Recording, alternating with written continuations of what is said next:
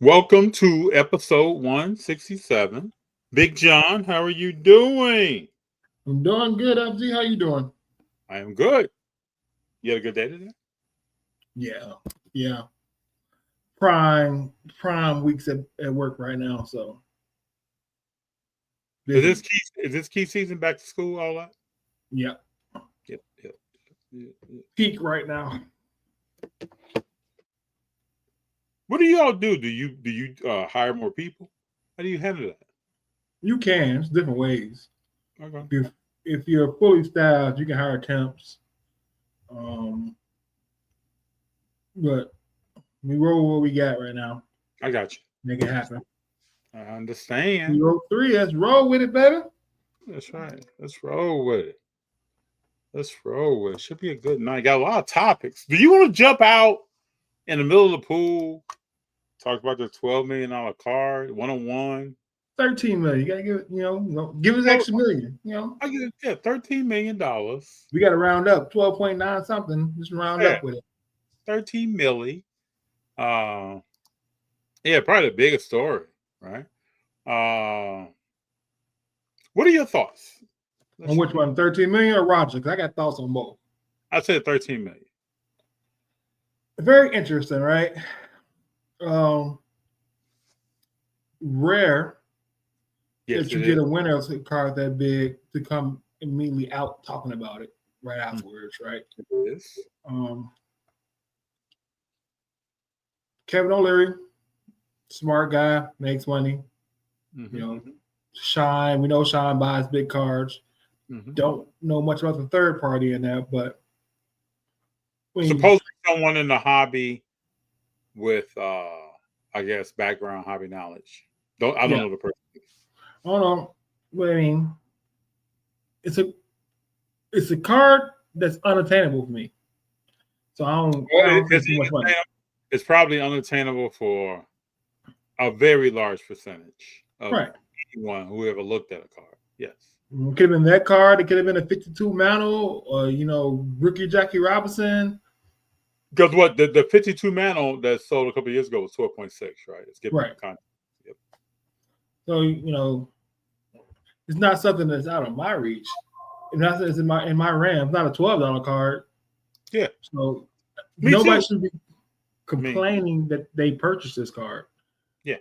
I think if you are in the high end, you're having conversations about how to leverage these purchases that you have in these cards, whether it's for liquidity or for investment or for leverage and loan purposes, collateral. I mean, I kind of see it as a business's marketing expense. Like this is bigger to me than we got together and bought this card. It's like O'Leary talked a lot in one of his interviews that I listened to that this is up there with exquisite, not the brand of car, but rare paintings, sculptures, and watches. watches. He talked about the watches he was wearing. He even took pictures like this.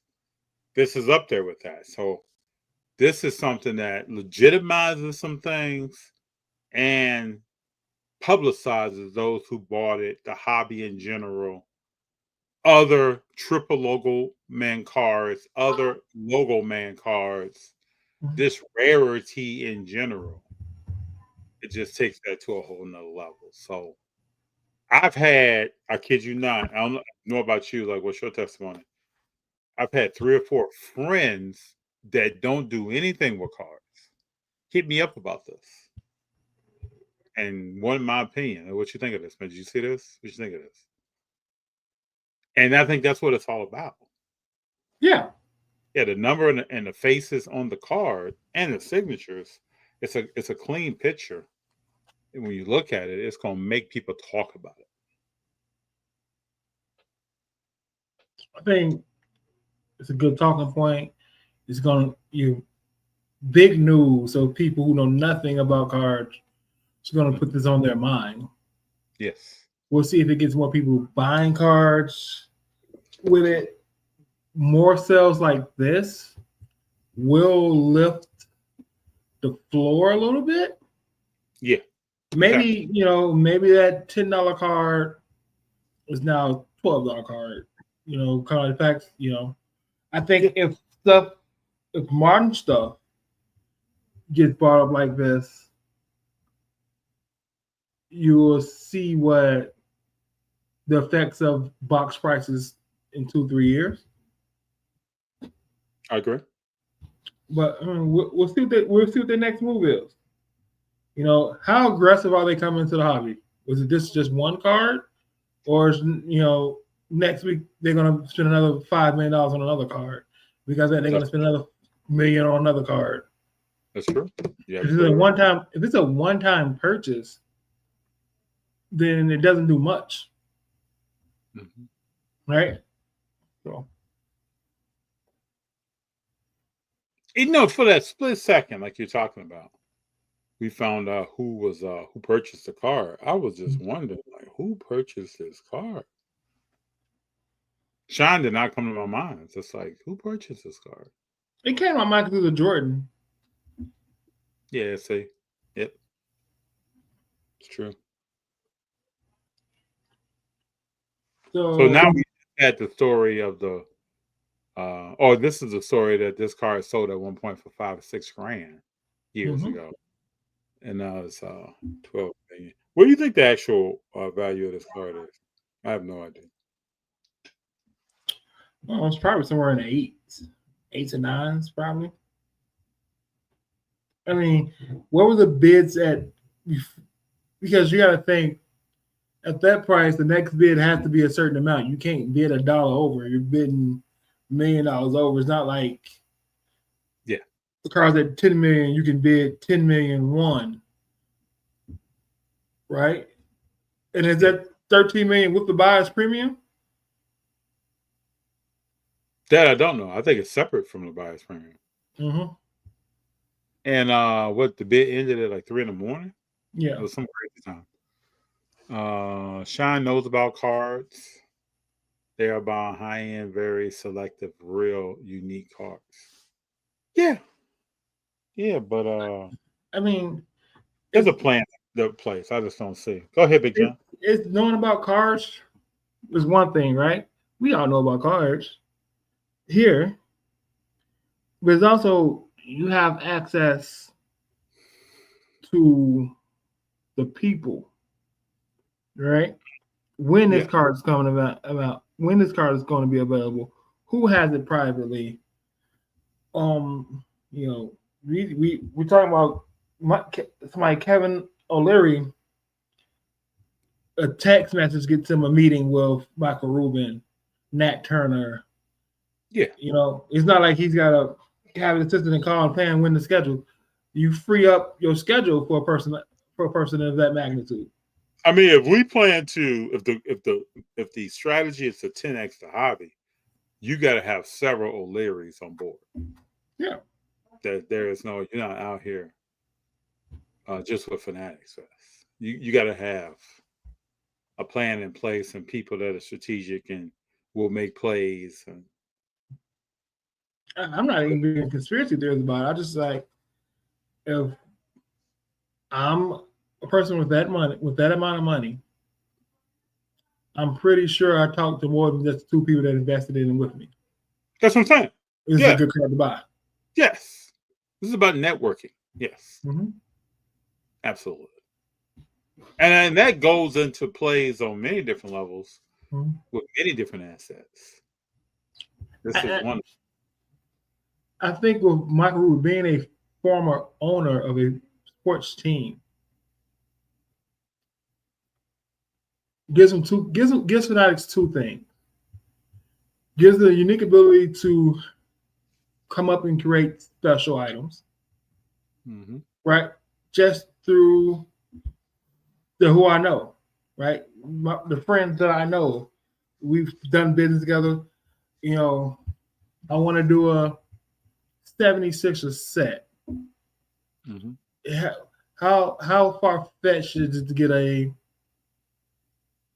Joel Embiid, Charles Barkley, Allen Iverson card, all signed?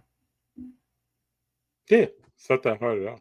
Yeah, it's not that hard at all to create something that's special, right? That's a No, special card. very. No matter what you think of Joel Embiid, you got three generations That's right. of First thing I thought. Philly history. Mm-hmm. Leading man, whatever you want to name the card, or as an insert or whatever, logo man, like so. But think about him, being able to go to Jerry Reinsdorf, being able to go to Jeannie Buss, and be like, hey, we want to do a high end set, all triple RPAs. How do we get? Who do you consider your three great past, present, future, great type things? Yeah. How hard is it to get? Go ahead. Kareem. How hard it would be to get a Kareem Shaq card right now? Yeah, both in Laker uniforms. Both in Lakers uniform. It shouldn't be that hard to do stuff like that from a high end standpoint. Hey, Fanatics, just give me more ideas. You want to cut me a check, I gladly take it.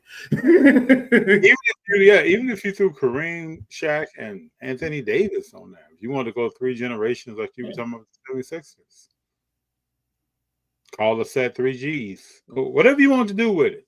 Yeah, it's there because you have that network. You have that network, and you do that. New York. You can get you a Brunson, Melo, and whoever else you want, Patrick Ewing on a card together. There is not a card with Steph, LeBron, and Kobe. Not that I know. No. And there never will be now. No. This is a cut auto. That's it. That's the only way you can do it. You're right. Now that would be. But I think Fanatics, when they get this license, they have a lot of things to play with, especially in basketball, right? Just more than logo man. We can do MVPs, we can do Rookie of the Years. You can do, you see. I think there's some sort of franchise insert in one that I can't think of it. I think it's in Recon, I believe. But there's multiple different things you can do and not put them in each card set. Mm-hmm. If you look at the designs for the WWE, what they're doing, right? With the fineness, the exuberance, and the chrome, each set is different, and there are different inserts in each set. So, you really have an opportunity to not have a Chronicles-like product. You don't necessarily need that. You can just make the set. Yeah. I think it's going to be interesting when they get the license. I think a lot of this stuff is probably coming. But again, if you want some ideas some non-traditional ideas, come holler at us. It's all because all this stuff will be exciting. Mm-hmm. I wonder how much boxes will cost. I'm curious what the football looks like with the license. Next year's going to be a big year. I love a car with a piece of helmet in it. That'd be hard. And autograph the helmet. Mm-hmm. But Top, let's just get back to some greatness.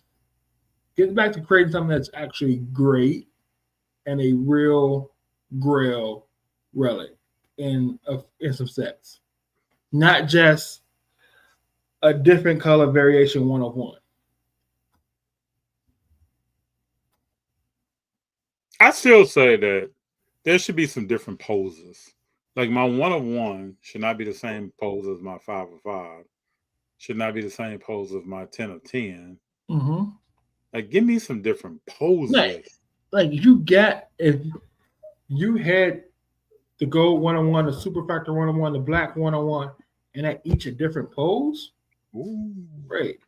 And then the poses out of 5s, out of 10s, out of 25s are different poses.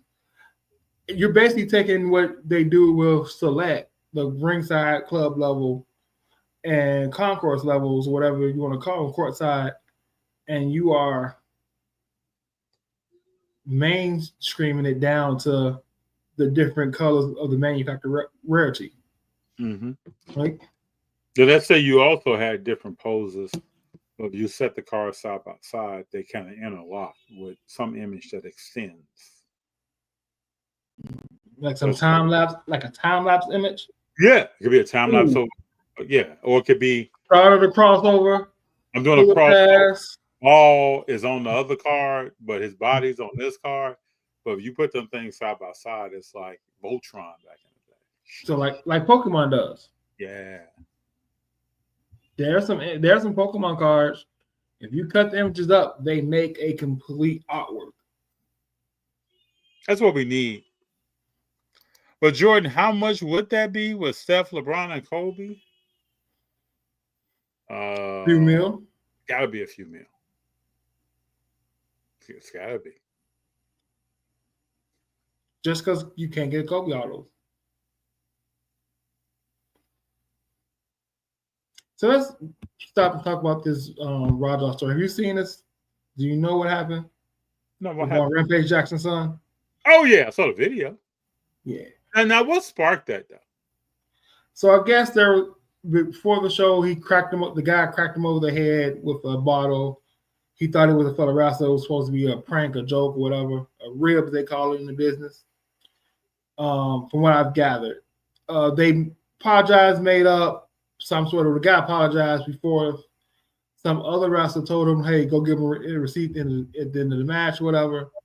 And this kid, I'm not calling him kid, this young man went overboard and completely lost it. Right? And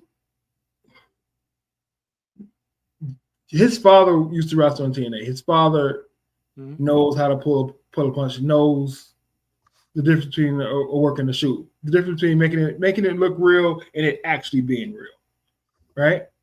And he just went full MMA and he's swinging on any and everybody. And when he got up off the guy and the other guy tried to grab him, he was like not having that. Yeah, he was not in his right mind. And even afterwards, I'm tired of people trying me like a bleep bleep bleep in this. I ain't no bleep bleep bleep. Right. This was not the place to take out your life frustration. This is entertainment. This is a show. You almost killed a man. I've only seen that video one time. Have they restricted that thing? I've seen it a lot. I think they restricted it now because the guy flatlined for a moment. Oh, the way he was laid out looked like, and he's still swinging. I mean, he's back here coming with it. And the thing about it, right? In the wrestling world, there are like 3 rules that wrestlers live by. 1, don't hurt yourself. Well, so 1, don't hurt your opponent. 2, don't hurt yourself. Right? 3, make it look good. Right? You share this ring. You got to take care of each other. Make sure wrestlers know. Yeah, I'm gonna lay my stuff in. It's gonna be hard. There's a chance of getting injured, but at the end of the day, the goal is for each one of us to go home to our families and do this again tomorrow. Yeah. And things happen. Like you've seen real receipts, and the receipt is when, you feel like FD, I feel like you hit me too hard, so I'm gonna give you a stiff one, so you just know, hey, we can go there, hey. And that happens. Some people work stiff. There's wrestlers that work real stiff, but they never hurt anybody. Because going into it, hey, this guy works stiff, so I gotta sell it so he's not so he doesn't think he has to go even harder to make it look good. Yeah. So And it ain't about. I've been in a wrestling ring. I've did a flat bump. Like hitting that ring hurts. Being thrown on something hurts. There's being slammed hurts. Like I can do this with my hand and not lock in my thumb the way it doesn't hurt you when I hit you as much. But that you still feel that, and that's not completely well. Yeah. And you sell it like I hit you. There's things that happen where if you look, you botched that. You didn't really. We can tell you stumped the side of the side of the mat close to his ribs, but not actually his ribs, right? Yeah. But then a sharpshooter still hurts, right? You know, when we were kids putting people in the Boston Crab and stuff, that still hurts. So to have, Knox Pro is owned by Rikishi. Rikishi's a vet, veteran wrestler, Hall of Famer, and all that. How you allow that to happen during your show? It was crazy because he's over the guy swinging, and nobody made a move. The ref was like scared to even try to stop him. Chilling, like this dude just freely swinging on a man, and it's like. And I can tell you right now, this was the WWE, this was AEW, a big time professional company. And he did that. When he gets through those curtains, every wrestler's back there, biggest and baddest ones are whooping him or trying to whoop on him.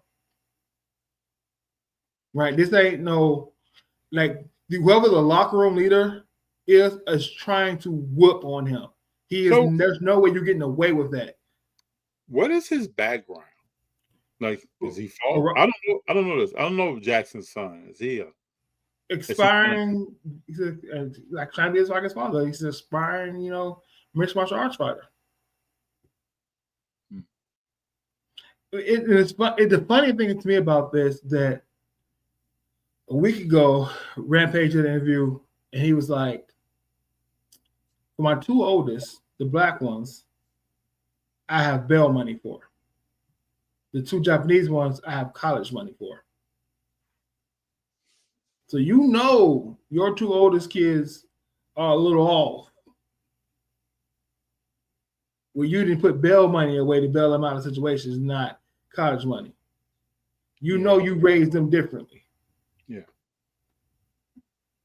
And then this happened a week later, you probably have to use that bail money or something. You need lawyer money because somebody gonna sue somebody. Even if it was a planned thing, the fact that you went that overboard and went real with it.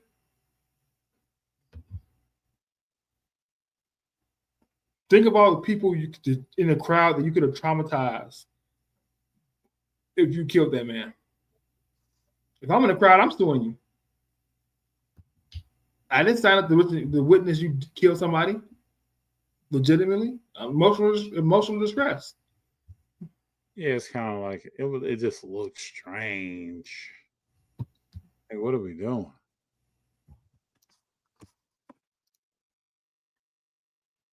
Hold on here. Let me pull something up. Is this the son?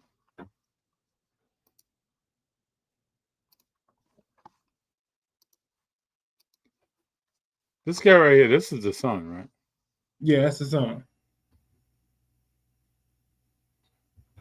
My first thought was like, man, this dude's kind of small. That was my first. I don't know. It just looks strange. But the thing is, he's kind of small, right? But he's athletic. Let's blur this out now. Yeah. Like this guy, I want everybody out there to know, this guy's laid out, unconscious. Mm-hmm. This cat is still swinging. And this is a punch that's coming because his arm is somewhere around here when it starts. Mm-hmm. And the thing is, the slam knocked him out because he basically Alabama slammed him from his head, the guy's head being at his knees and flicked him over on it. Like, that's not, you can't do that, man. There's no place for that. It's just strange. And then you got. So look how high up he is. He's going to slam him directly on that mat. That's knocking anybody out. And underneath that mat is a little padding and 2x4s, Yeah. 4x4s. And then this guy And comes steel rods. saying, "Hey, man," and then it's on after that. Yep. Hey, you see what this guy is? It's one So of the strangest things I've seen in a while. Prayers up for the gentleman that got hurt. I hope he makes a full recovery. But you're gonna need that bail money you put aside, Rampage, for something. But Yeah, this is why that was wild. When the WWE has celebrities come in, the first time you see them is it's a very, I won't say weak or thing, right? It's a slap or a choke slam, right? And then you hear about, like, Jelly Roll just did SummerSlam. You know who Jelly Roll is? The country music artist. He just did SummerSlam. As a fan, we're always like, I hope these matches are okay, right? They're not too lopsided and you just can't tell that, this is fake with these celebrities. Like Bad Bunny did awesome. Jelly Roll did awesome. Jelly Roll got moonsaulted through a table. And he threw a great choke slam. Like, but they spend months down at the performance center practicing before ever. The most interaction they have in the crowd is, "Hey, I'm talking shit." Like, and then they jump the rail and interfere. It's not a full-on physical like that until, hey, let me smarten you up what actually happens in this ring. Because you can hurt somebody. Zerny, Feed the Gods, what's up? What's up, people? I have a quick question concerning a purchase I want to buy. What you got? Bring it. Let us know. Yeah, this is one of the, I don't like to use the word weird, uncommon things I've seen. I looked at the video and then just kind of kept moving, like,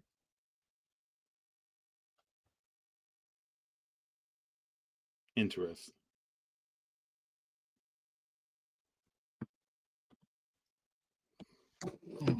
So what else we want to go into? Let's see. We got fantasy football tomorrow. It is tomorrow. I'm glad you said something, man. I'll be on auto. Does it start at 4? I got a meeting at 5, but I can probably still pick. Does it start at 4? I gotta look and see. I gotta ask. I thought it started at 8 my time. Either way, I'll be at work for the beginning of it. Okay. I gotta shake something up. I gotta shake y'all up, man.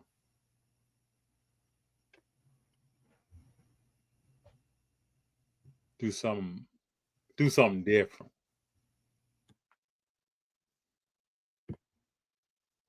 Who's a sleeper pick? To me, every draft has a pick. I remember Odell Beckham one year, his rookie year. I was winning by far. Last 3 or 4 weeks of the season, Odell comes out of nowhere. Out of nowhere. Here we go. Hold up. I got like 4 teams. Jordan, how do you manage that? One year I did 3, and I was like, I really did 2. And I was controlling one and made moves every once in a while. How do you do 4 teams, man? That's wild. Feed the Gods. What brand is that? Prism, Optic? There is a PSA 9 2017 rated rookie Patrick Mahomes. It's the normal 327 card. I can pick it up for $367 shipped, including everything. That's a slightly undercounts pass. Great. Yeah. What product is this?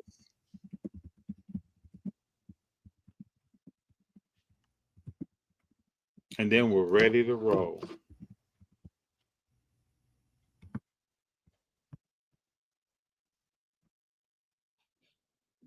You got me ready to do some research.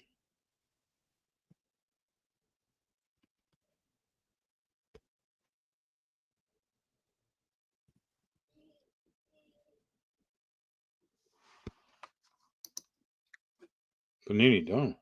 All right, I'm bringing it up. Okay. Thank you. Are you on card ladder? I'm about to get on card ladder right now. Just to put up on.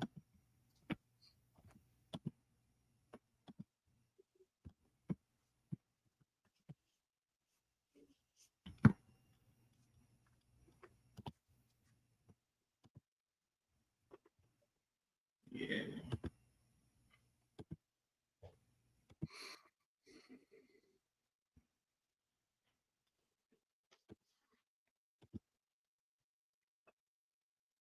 All right. Here we go. So this is what we're looking at. PSA 9. Yeah. So 350. last PSA 9 was for $350 2 days ago. So he's in the ballpark. 367.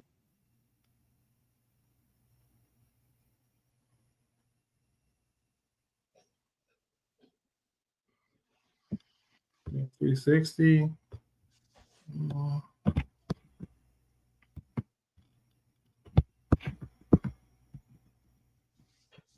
Card ladder value estimated around 350.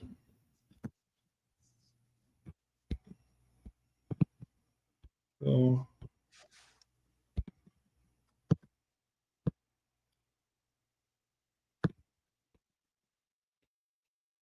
I think a good deal.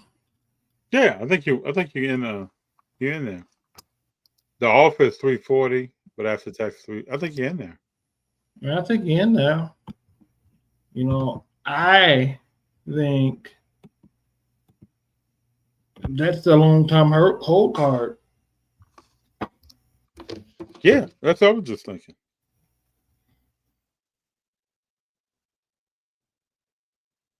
As PSA 9, it's always going to be between at 200 and 300. Feed the guys that sent me the card. Nice.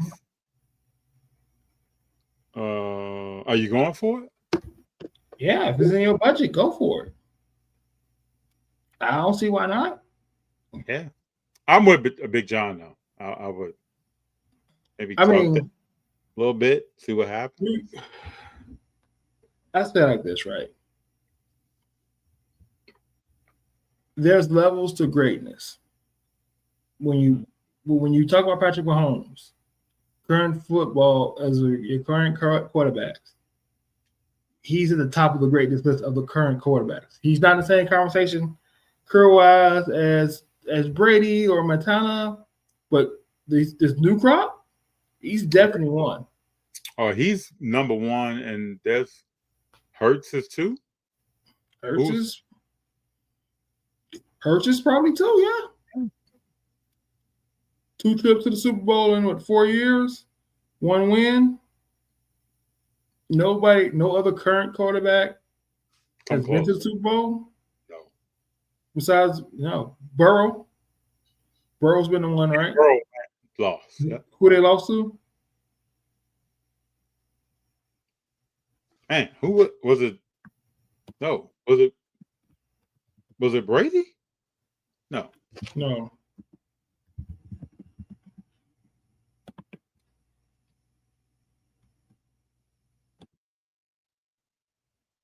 Man, I can see Burrow. No. Rams. Lost to the Rams. Yeah, lost to the Rams. So they lost to Matt Stafford and Odell Beckham. Yeah, Beckham tore his knee up in that game, right? Yeah. Yep. Yeah, I know you're not comparing. They lost about three to the Rams. Yep. Fita guy said, "I'm not going to sell." I'm not thinking about what people call greatness and what actual greatness is. Was it? Say that again, Big Jon. I said, but today I've been thinking about what's actual greatness, and then what people call greatness, and there's a big difference in that. What differences are you finding? What people will say Joe Burrow is a great quarterback. and then you measure him up against Patrick Mahomes and Jalen Hurts, and like, it really don't measure up. Joe Just 'cause you Burrow like is better. somebody doesn't mean he's great. He's better than most young quarterbacks. But he ain't great. No. He's in that really, really good category. Yes. Josh Allen ain't great. No, not to me. No. He's really, really good. Yeah. Lamar Jackson ain't great. He's really, really, really good. Absolutely. Right? Absolutely. But we want to say everybody's great. Justin Herbert. Justin Herbert may have 2 cars that sold for over $1 million. I don't know the value of that now, but he's not great. He's not good. Oh, he's okay. Like, you sit down and we want everybody else out there to know that there are a lot of people that have a problem with what we just said. Mm-hmm. Not saying they're not talented. That's and right. they may not have great talent. Yes. But we talking about wins and losses. We talking about championships. Right. Do or do not, like Yoda said. Yeah. You play for the check. You play for the ring. And if you didn't win it, and somebody else did, even we just talked about, the Bengals lost by 3 points to the Rams, but they lost by 3 points. 3 championships into the greatness conversation. I'm not mad about that. As a quarterback, I would say yes. I mean, you got Troy Aikman. There's only a few that's won 3 Super Bowls. Troy Aikman, Montana. Did Steve Young win 3? I don't think 2? So. I think he won 2. Joe Montana, Terry Bradshaw, Troy Aikman, and Mahomes. Tom Brady. Mahomes won 3 championships. Excuse me. Tom Brady. Yeah. So the list is very short. Yeah. And then there's a guy way back in the day named Earl Morale. Terry Bradshaw, Joe Montana, Troy Aikman, Tom Brady, Patrick Mahomes. And Morale was, I mean, that was a long time ago. Let's see this guy was playing.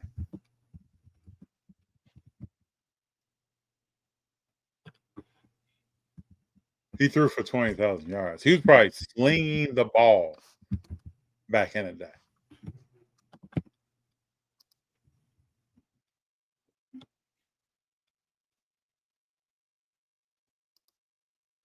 Yeah, he has 2 Super Bowl wins. No, 3 Super Bowl wins.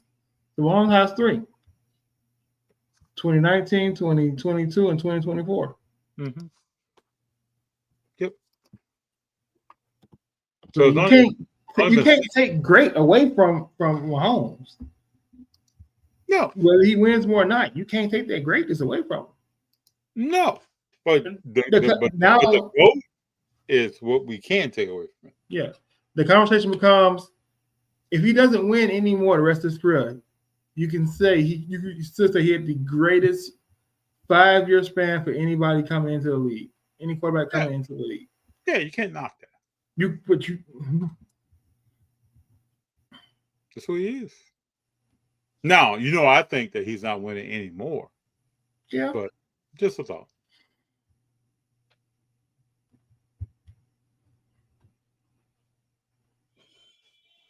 And people still thought Troy Aikman shouldn't be in the Hall of Fame.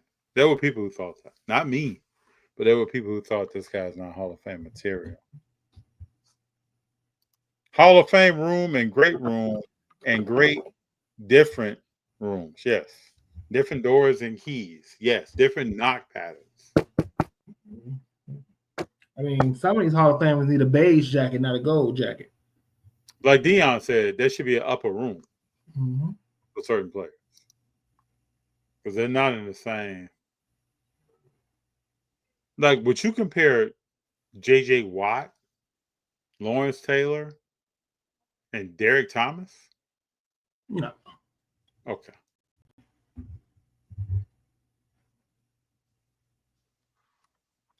No. I would love to see Lawrence Taylor play today. Like, know how many sacks he would have in his career, average per game. Mahomes is 3-5, lost to Brady and Jalen Hurts. To me, the game against Brady head to head was wonderful. Just wonderful to see. Be the guys. Brady had 7, Bradshaw and Montana 4, Aikman and Mahomes. History is already made. Yeah, I mean, if you can feed the guys, I would scoop. Come in and pick that thing up. Mahomes can only get greater, like the other Super Bowl appearances, when there's advancing the game. I mean, we'll see. His team is his roster needs some work. Taylor will be banned. He probably would, Smoothness. Some of the things he would do. He probably would. So let's talk about, I know we have some people in here. If y'all want to chime in, or even somebody said, hey, I want to jump on. But I went to the West Coast Card Show this weekend. I thought it was a great show. I thought it was a great show. A lot of tables in a large space. A large portion of the Anaheim Convention Center first floor was taken up by the West Coast Card Show. Had 2 autograph signers come through on Saturday. Bo Jackson, Bo knows, and Randy Johnson came through. Signed autographs. Did you get an article? I got a Randy Johnson autograph.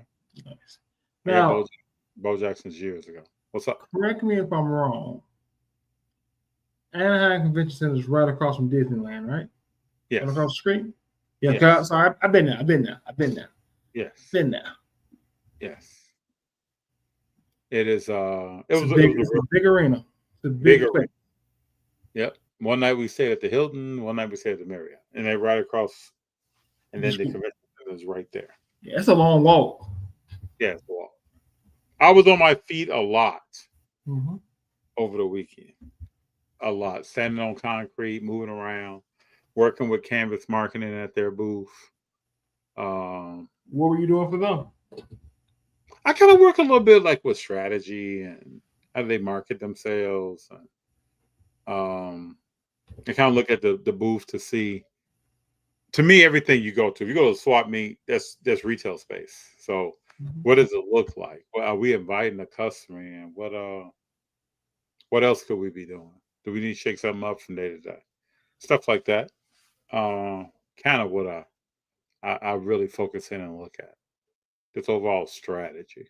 Just try to help what I can. And everything that I say is up to somebody else's interpretation. And I don't run the show over there. I just try to help out.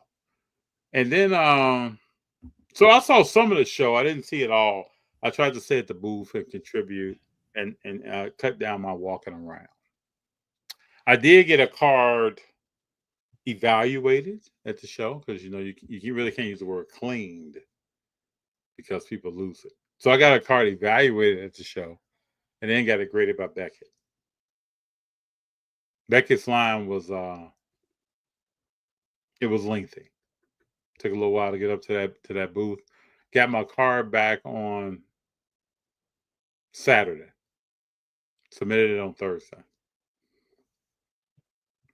It was cool though. Good show. Vendors that I know, some that I do not. Cool cards out. People were buying and selling Currys and Jordans. Some of the GOATs. Kobe was running around, so it was cool. Yeah, Jordan. Jordan says I was MC. I was on. They had a microphone, and I was on the microphone trying to sell some stuff. So, it was cool. Jordan came through. Came through with his daughter one day. Came through again another day. Handling his business. Yeah, evaluate.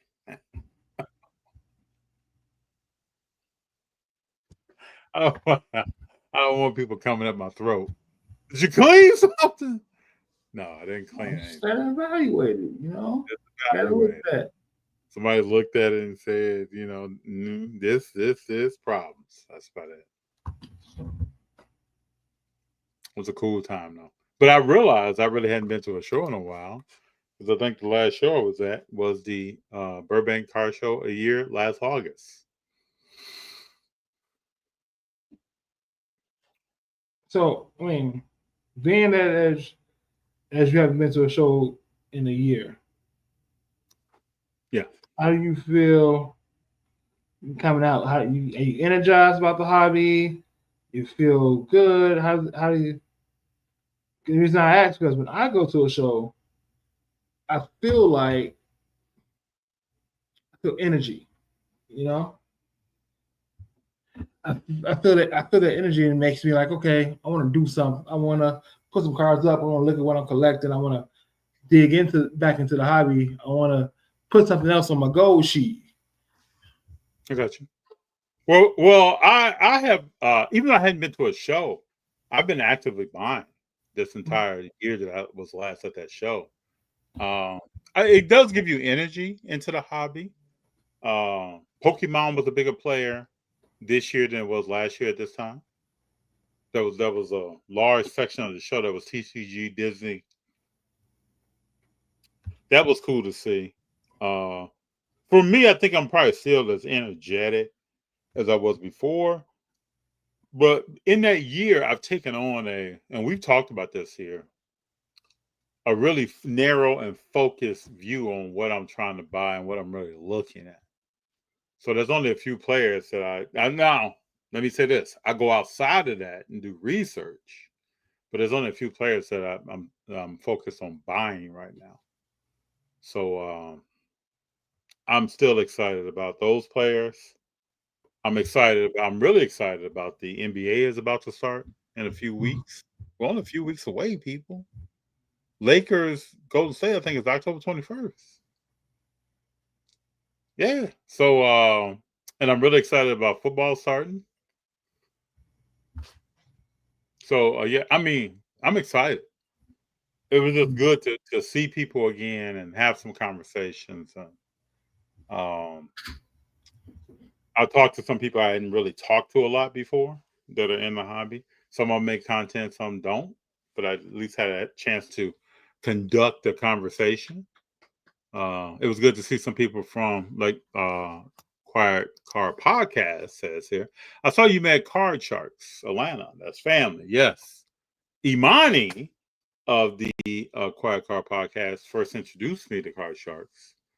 Real cool people. Big Jon and I are going to look to have them on here. Yeah, let's talk to them. Yeah, have conversations with them. I talked to them a little bit there. It's always good seeing them. How they conduct their business, the knowledge level that they have. I really respect, and they're traveling the country doing all kinds of stuff, and I respect them a lot. So it's always good to have them on here and talk to them and to see them in person at the show. But there was several vendors. There was a lot of people that I know from California that I've seen more recently than that year, and I had a chance to talk to. But the cool thing about going to the West Coast Card Show, I would imagine it's like Dallas or Fanatics Fest or the National, that you get to see people from other parts of the country that are far away and talk to them. I went to a car show this weekend. And let me tell you something. There's card shows popping up all over the East Coast of Connecticut right now. Like Saturday, there were 2 shows. One at the Hartford Yard Goats, Boston Red Sox's AAA team stadium. There was one on the other side of that I didn't go to. There were 2 on Sunday, about an hour apart from each other. There's 3 this weekend. There's a lot of shows just popping up now, which is awesome to see. Yeah, because I remember a short time ago you were like, "Yeah, we don't really I don't see this car a lot." No. Oh, I don't see car shows out here. It used to be just one the first week of the month, and then one the third week of the month. Now every weekend it's 2-3 of them. I gotta actually have to look at the card schedule. I'm like, okay, which one I want to go to, and let me take some days off work so I can go to. Yeah. Which is different. Saw a couple people I knew. Chopped it up, bought a couple cards, bought a couple wrestling cards. Saw some other nice cards that I passed up on.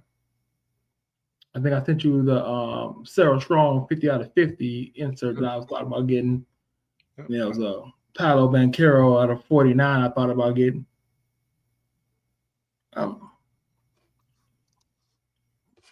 I don't think it's bad with too many car shows. I don't know what you think, Feed the Gods. You remember out here in Southern Cal, we had shows all the time.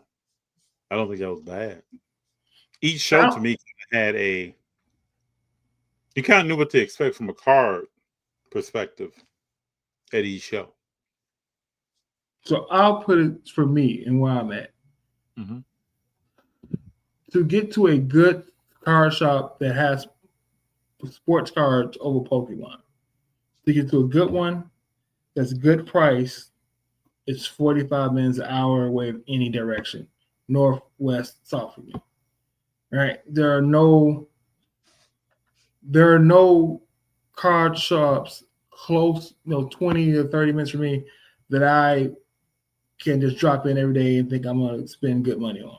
For there's decent cards. If I'm in the area, I'm gonna stop in. I look through what they got, but there's not something that I'm like, if you in town, go see your money. You in town, go here. Like if I want to go to a good card shop, I'm going to EC3 Con, but that's mostly Pokemon over sports, right?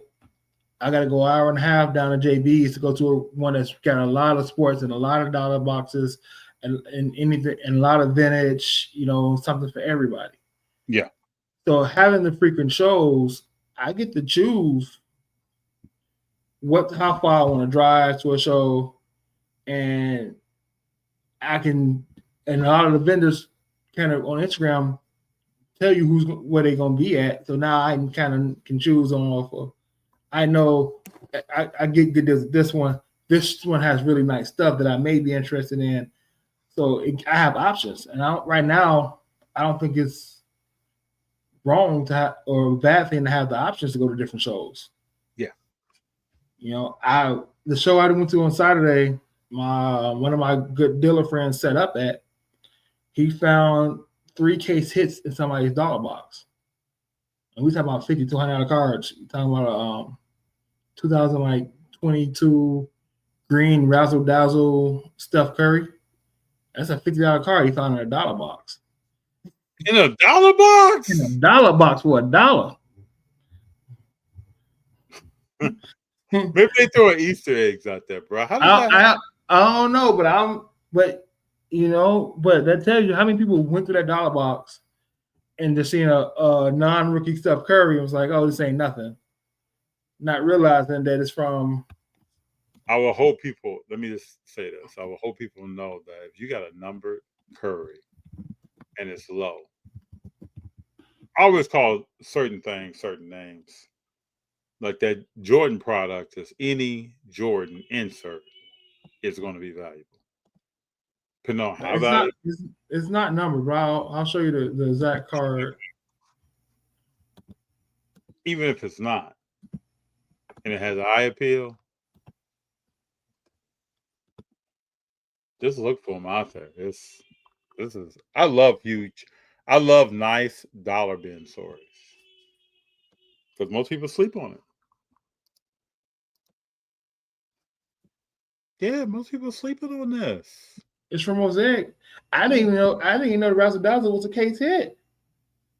So how many people didn't know that and just didn't get a $50 card for $1? Have your phone open. Look up some of these cards as you're pulling them out. It's a nice win. That's a nice win. And knowing him, he'll probably grade it. If it looks good, it's going to get graded.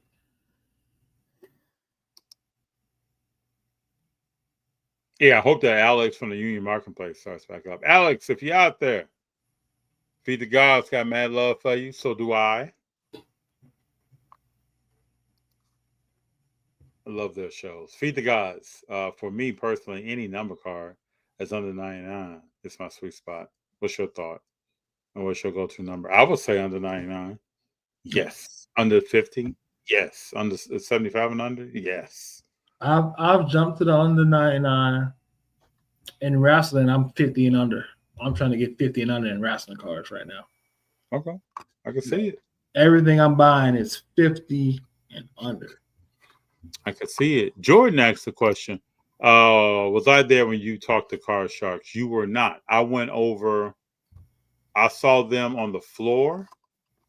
And then I was talking to some other people and went over to their table. Jordan, I wish we could have walked the show together. That's what I really wanted to do. The next West Coast show that we meet up at, I would like to walk the show with you. I've done that with a few people since we've done content. I always think it's cool. You get a different perspective. You even look at cards that you would normally look at. And that's for both of us. So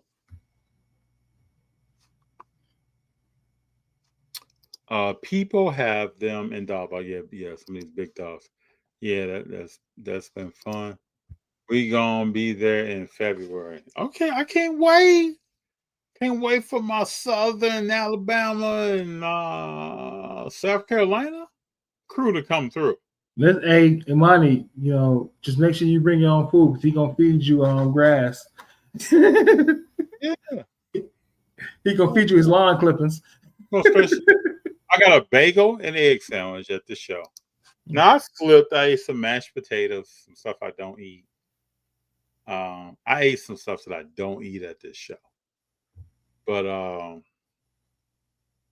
and the reason I don't eat mashed potatoes is because of carbs and all that. But I ate an egg and bagel sandwich and took the egg off the bagel. I just couldn't eat that bagel, man. I'm trying to go for it, people. I'm trying to be serious about it. I'd love to walk the new Burbank shop with you. I would love that. It's spacious. We could film in there. I would love that. I've only been there once. I've only been to the new shop once. Big Jon, I may go on Saturday. Okay. I'll let you know. I may go on Saturday. There's a car that I have in mind. That's not at Burbank though. It's on eBay, but I may sell some stuff to finance that card. I got sidebar chat, fellas. Y'all gotta pray for me. My wife made devil eggs, and she put hot pickles on her devil eggs and ate them.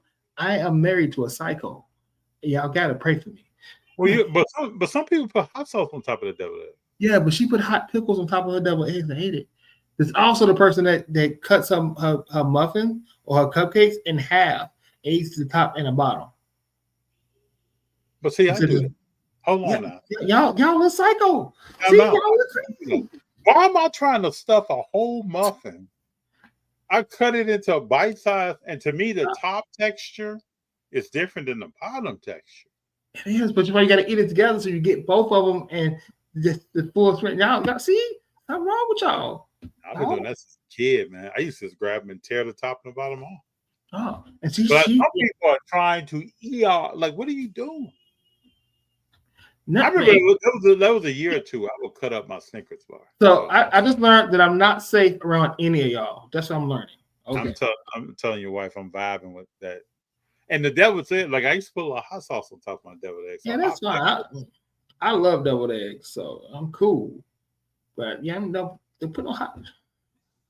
Trying to shake it up. I'm married. I love her. I swear I do. It's a wonder why I'm still alive though. Jordan says I'd be gone when front row is in Pasadena. I think you told me that. I think we talked about that. What's up? She also doesn't think catfish and spaghetti is a meal. She thinks it's two separate meals. I believe that's a meal. Yeah. You got your protein and you got your carbs. Yeah, that's two. That's not one separate meal. That is one whole meal. So does she want something else on the plate too? No, she just wants spaghetti by itself or fish by itself. She thinks spaghetti by itself is a meal? Yeah. Oh, she putting like ground beef or something in her spaghetti? No. Okay. I hear you. Hey, I'm just listening. Yeah, I'm I try to tell her, like, you're from Chicago and you got roots in Mississippi. That is a your staple wife Friday from meal. Chicago? I'm from Chicago, Oh, Booba, where's your wife from?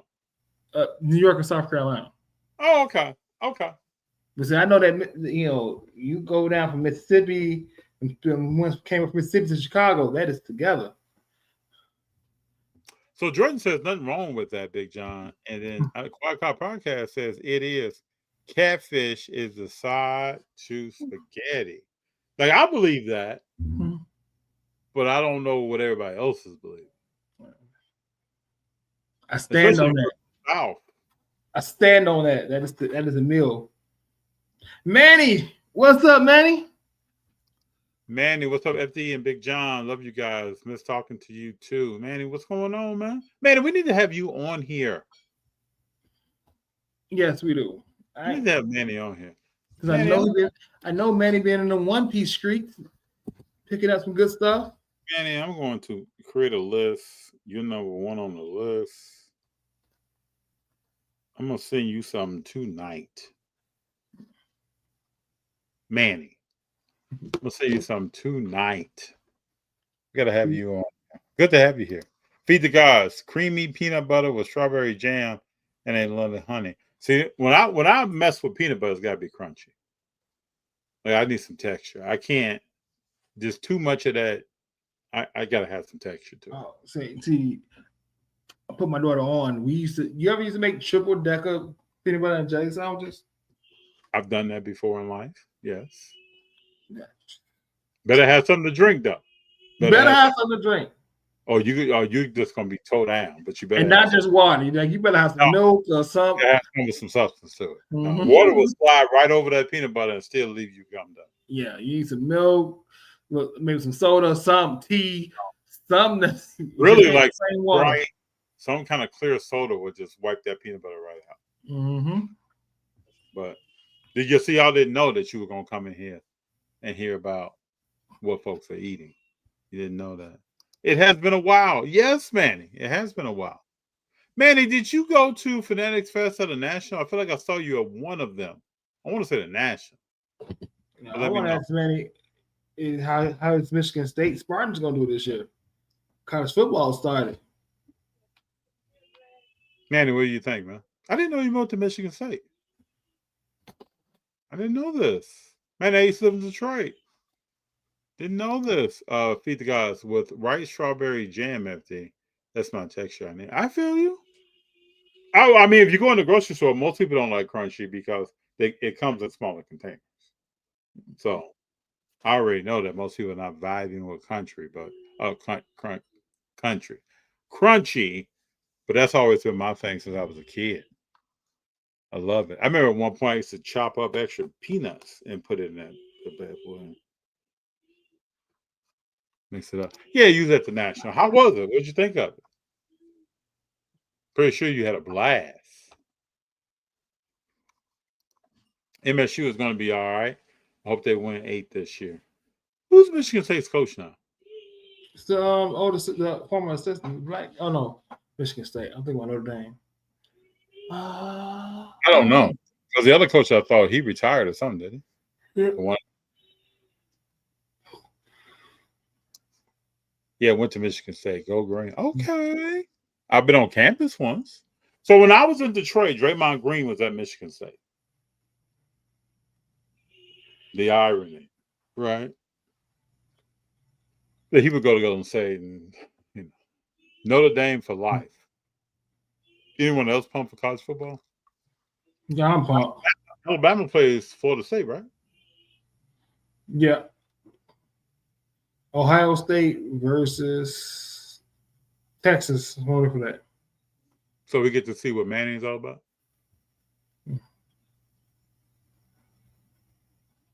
Now the guy who started over him last year, is he still in Ewers? Is he still in the NFL team?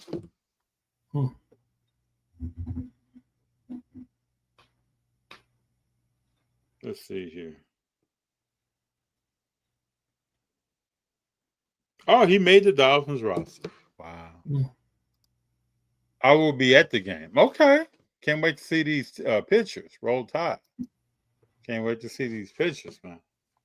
Well, this is something I think of whenever I hear Imani say Roll Tide.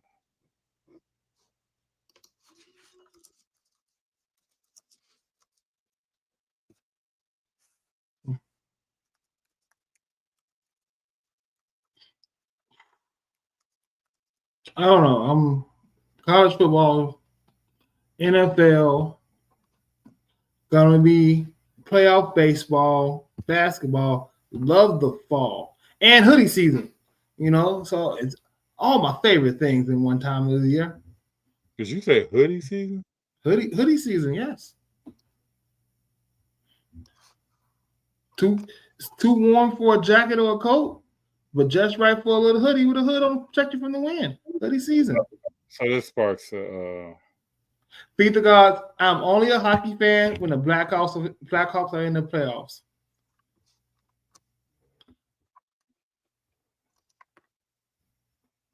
all right, let me play something here. This is what I think of when Imani says Roll Tide. Or really anybody says Roll Tide.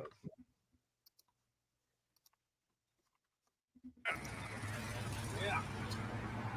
Where we at? Where we at? We up here with a Brewski, and we love all our good fans. Yeah. And we don't give a piss about nothing but the Tide. Blitz, Now, Blitz. we Let's don't give a go. fuck about shit else, man. That's it. Don't We give got them shit else going. We're out here in the street, and we tell everybody, Blitz, Blitz. Blitz. We don't give a Fuck about the Tide. That's kind of what comes to mind. The Tide, baby.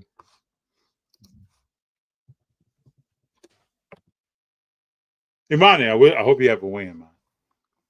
Hope it happens. The National was amazing, per usual. A lot of people. Hobby looks to be alive and thriving. It seems to be that way.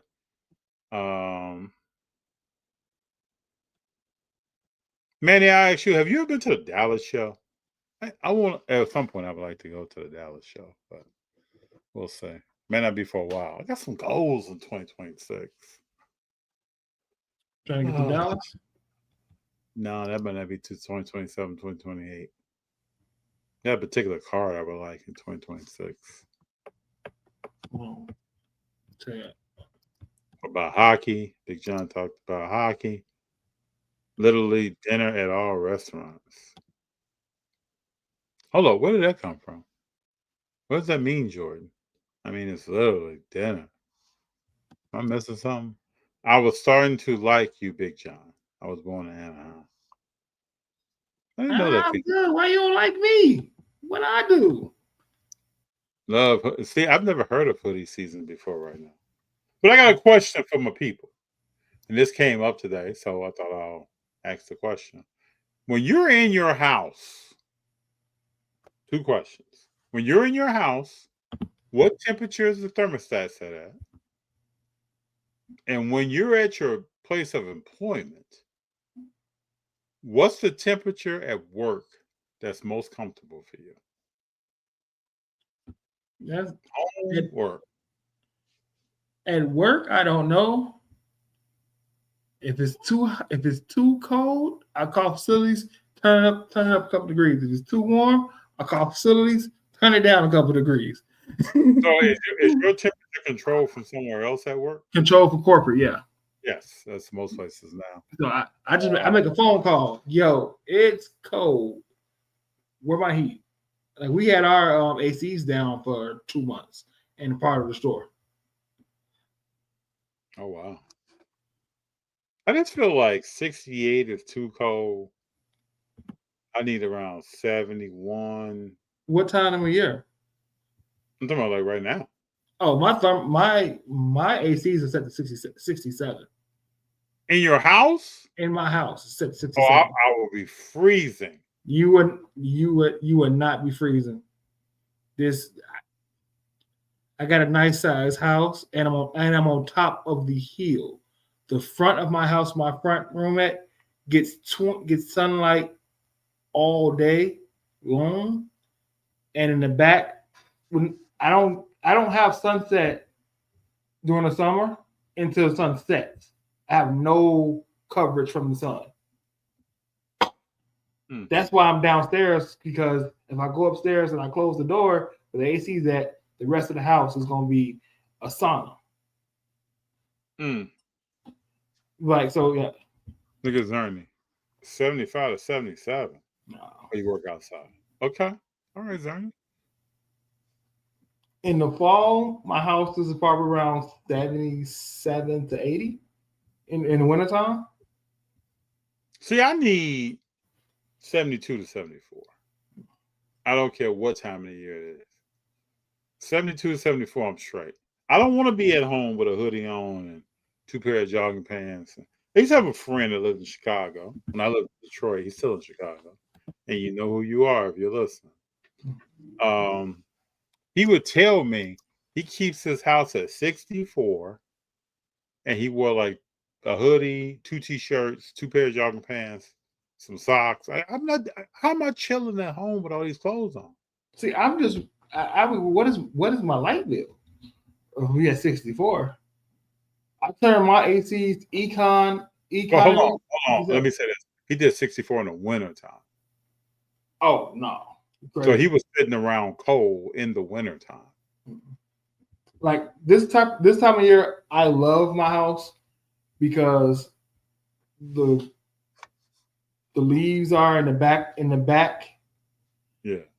So there's no, when the sun goes down, start going down, I get coverage.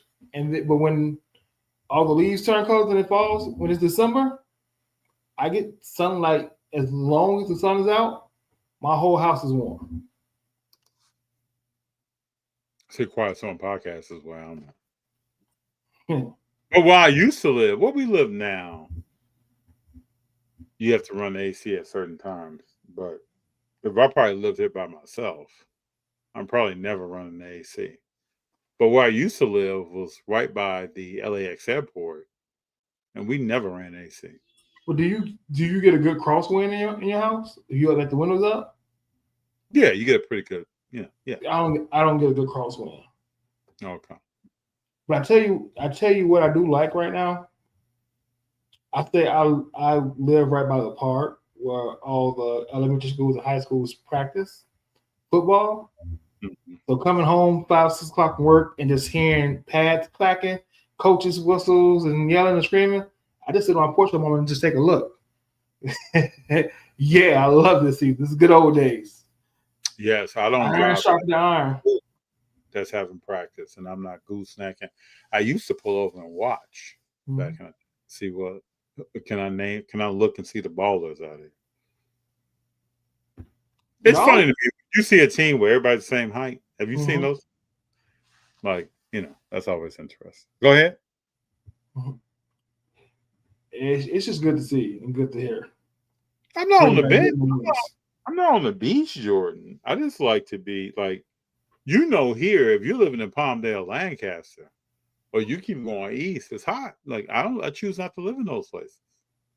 I like to live somewhere where I can get that Pacific Ocean breeze, like when you came down to Anaheim, it was humid. Yeah, Anaheim was really humid. It was humid. It rained Sunday morning.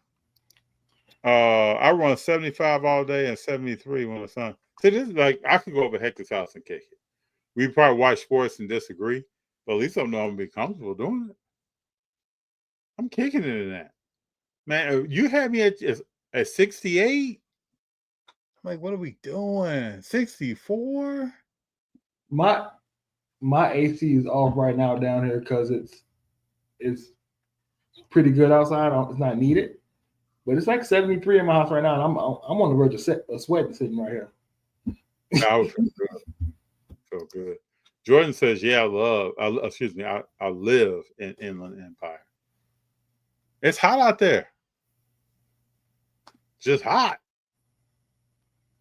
Because in the summertime, you get into 100 almost every day. I'm in Rancho. Okay. Rancho gets a little warm. I used to go to Rancho for some events. Rancho gets warm. Just a side note question. I was just thinking about it today. I was in the building, felt a little chilly. That's why I asking people, what's your temperature? No, man, he doesn't live in the igloo. He just likes coldness. He just likes it. See, I am different because I can sleep no matter how hot it is. I hate waking up in cold. So do I. I don't. But in college now, let me tell you what I used to do. So we move in, we're in the dorm. My roommate gets a girlfriend instantaneously. We're freshmen in college. So now I have a room by myself. So I used to open a window in the wintertime and get under. I used to have a real thick comforter, and I would get under that comforter and, man, be knocked out. The room is cold. Under that comforter is very warm. I'm gone. I've had a chance to do that since because I don't live in cold weather where I can open a window. Unless you need some blackout curtains. Yeah, get some blackout curtains. Yeah, you're out. Yeah, see, 109. This is Inland Empire, California. But if you haven't been here, people, it gets HOT. HOT. Very, very much. Got a pool and double pane windows. See, Hector's a spot to chill out at. Heck, I didn't know this. I wish I'd known this a long time ago. Hector, you going to front row show? I got to meet up with Hector at the show, too. FD not getting any $600 electric bill. No. How does Hector know this? Like, Big Jon, your thermostat determines. It does, but I'm not getting a $600. My biggest shock as an adult was when I got this place, and for the first 2 months, I literally just grilled every day almost.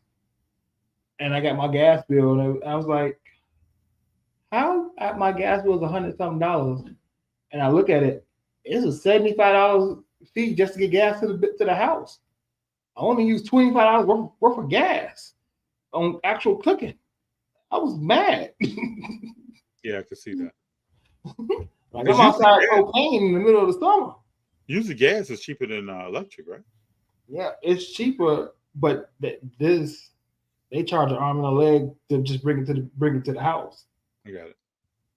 And I'm sure glad I didn't get it. I don't know how it is in California, but a lot of New England homes, you have to buy your gas and get an oil company to come put it in.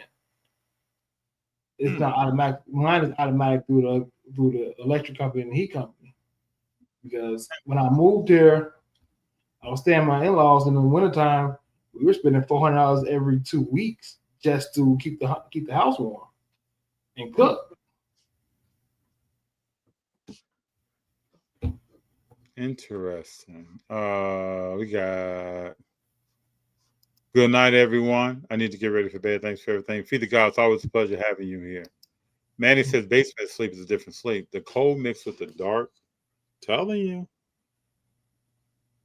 One of the worst feelings we're talking about sleeping is when you wake up, you went to someone else's house or you're at a relative's house and you wake up in the middle of the night and you don't know where you are. That's a weird place to be. I don't miss living in the basement, man. When I was in Chicago, my mom, as a kid, my mom almost exclusively chose basement apartments just because it's better for her health reasons. Man, I do not miss being underground and seeing people's feet as they walk on the sidewalk. Oh, yeah. All right, so what else we got? Oh, no, hold on. I'm going to play this because we're talking about college football season. I'm going to show you the best intro song in college football.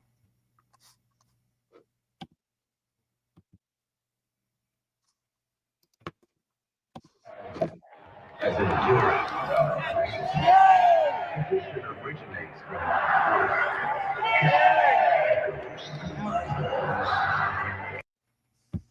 This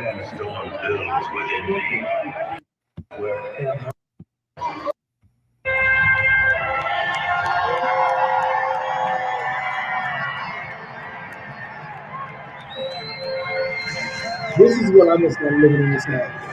Yeah, Amani over there hating. Amani hating. Sandstorm, baby. Come on, man. Sandstorm. When that thing hit, Don't let Florida State come in here hollering, man. we ready. Gamecocks ready to play. Oh, Jordan's an FSU fan?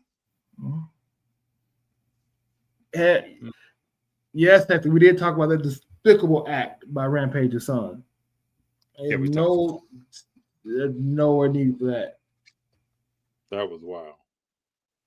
What about Kenny Pickett getting moved and Shador getting still on team? I mean, that was someone who said that TJ Husmandata said he believed that it was Kenny Pickett's job to lose, and he lost it due to an injury. Like he was going to be the starter. Listen, Kenny Pickett is destined. I just don't understand why everybody believes in Kenny Pickett. Kenny Pickett is destined to hold a clipboard. Yeah, he's going to have a long career. He'll pick up checks. There's nothing wrong with that. He already got a Super Bowl ring. He's just not a starting quarterback. Nothing wrong with that. As far as a longevity, as far as a setting up my family forever, being a backup quarterback is the best job in the world. Yes. You're picking up generational wealth. Oh, yeah. So I forgot to say at the West Coast Car Show, Junior got a chance to meet JJ Redick. Me who? JJ Redick? Did he ask him were they gonna play defense? No. I wish I'd have gave him a question to ask, but I didn't want to jump in his grill like that. It was nice of him to come over and walk around, so I didn't want to. But Junior, I just asked him, could Junior take a picture with him? He said yes, so they took one. JJ seems like a cool person to meet if you approach him the right way. I think if you approach him the wrong way, that a-hole competitor come out real quick. But I think if you approach him the right way, he with it. Yeah. I try to approach every entertainer, professional athlete the way I want to be approached. So I'm never trying to do anything to gain attention or to disrespect folks or anything like that. So I try mine. Yeah, I don't get down with that. So you know the story about Desmond Watson, right? It almost sounds like a character in Coming to America. You know Desmond Watson, the big guy, 400 plus pounds. I think he came into camp 460 something. Got down to 430 something. Got cut by the Tampa Bay Buccaneers.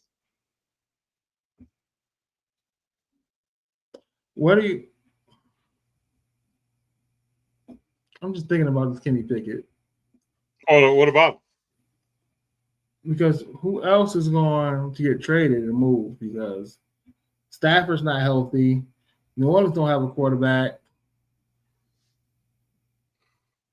Are you saying off the Cleveland Browns? No, in general. No. Oh, you could take several backups and move them. I think if they didn't move one of the rookies, if they moved Pickett instead of one of the rookies contracts are too cheap. Yeah. To want to move them, to be incentivized to move. Exactly. Pickett's making dinero. Mm-hmm. Pickett's making money. You're still paying Watson that guarantee, and you can't trade Watson because he hurt. Exactly. Exactly. Nobody's taking that money on. So I think the best highlight of Kenny Pickett's career will be the fake slide at Pitt. That would be the highlight of his career. Just like last week we talked about the Dougie with what's the name? You know what I'm talking about. I can't remember his name. What's his name? John Wall. John Wall. I hate to say this, but like Jackson Dart may have the best infrastructure to be good in the future of any rookie. He does. Yeah, this is bona fide. He has a squad around him. But when you got even just to learn how to be a quarterback, right?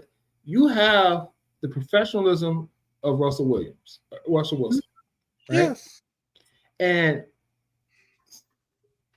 I know you don't agree, but Jameis Winston has something where his personality, people like him and like to follow him. And he wins. I like Jameis Winston. I actually think Jameis Winston can play football.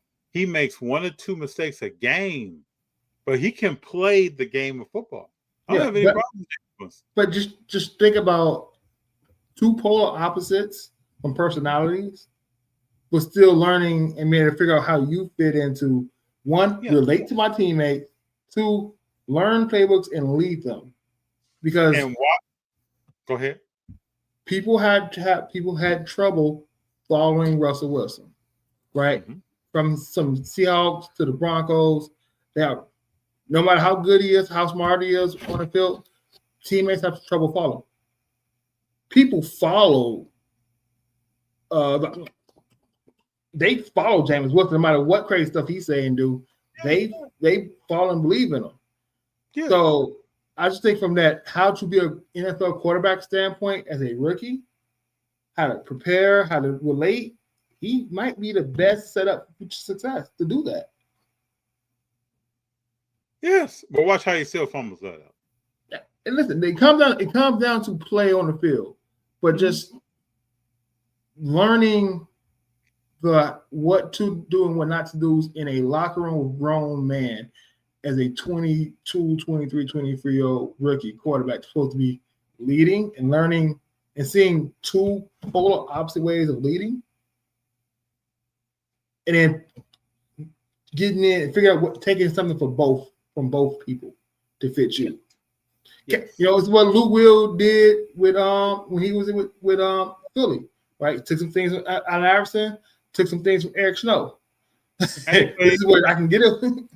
At one point, he played with Kobe. Right. Yeah.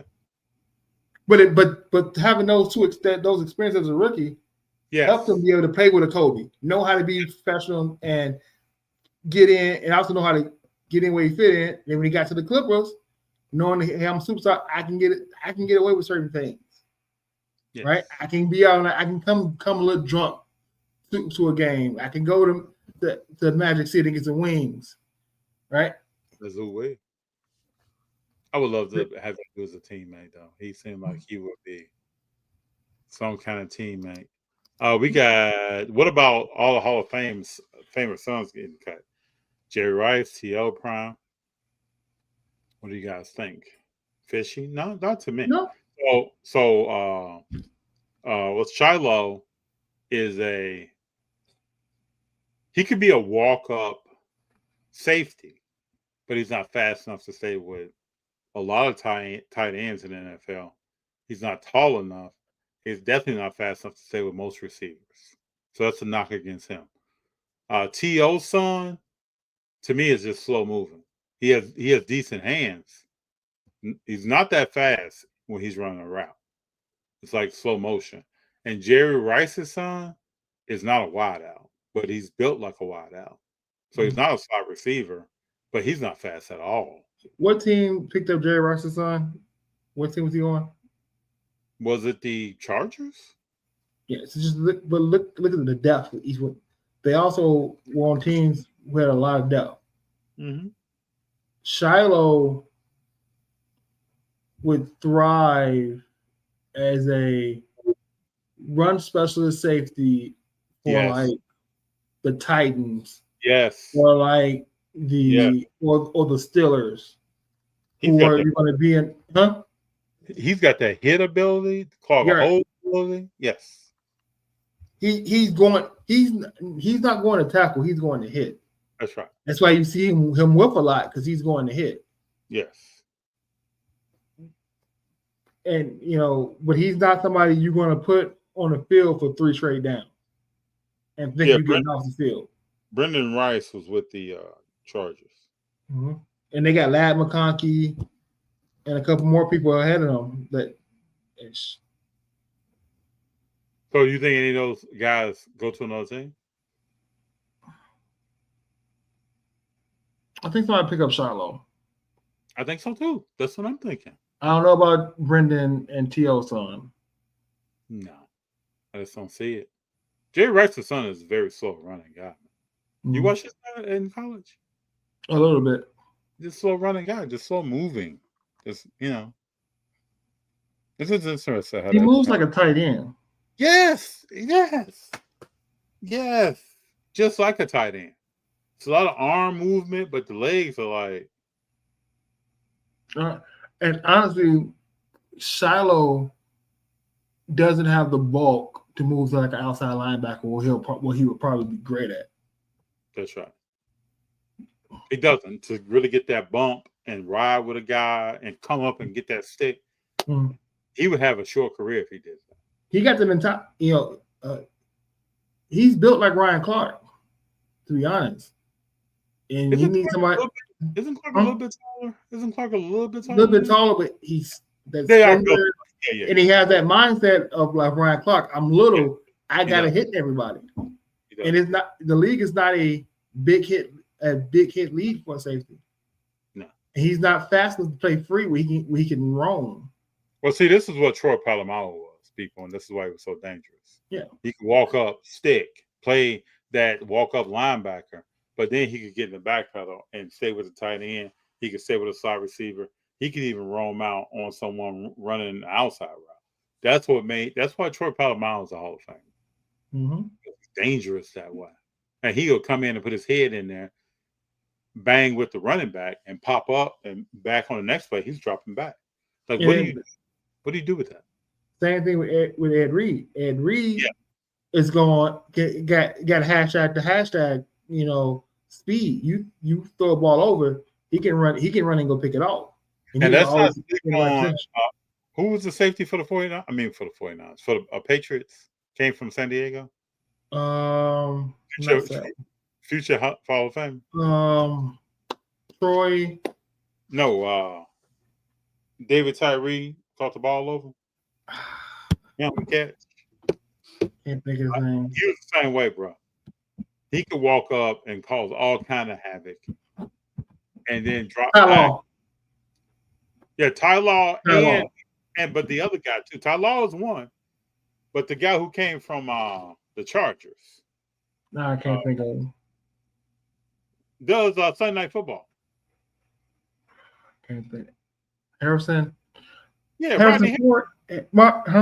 Harrison. Rodney Harrison, right? Rodney Harrison. Yeah, same thing. Yes, he could come up and cause all kind of problems, and then backpedal the next play. I mean, when you find a guy that can do that, special. And that's what Shiloh has to be, people, if he's going to make it. Has to be that. I miss old days when you could get NFL's greatest hits at a gas station. So do I. Yeah, Harrison. And Asante Samuel, same way. Those kind of guys, hard to find. I'm interested to see Travis Hunter, what he does this year.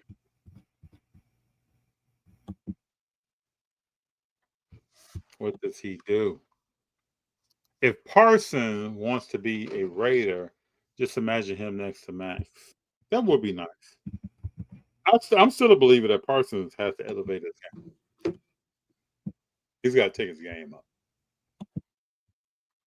First of all, if I was a bet on the team, I don't care what a coach says.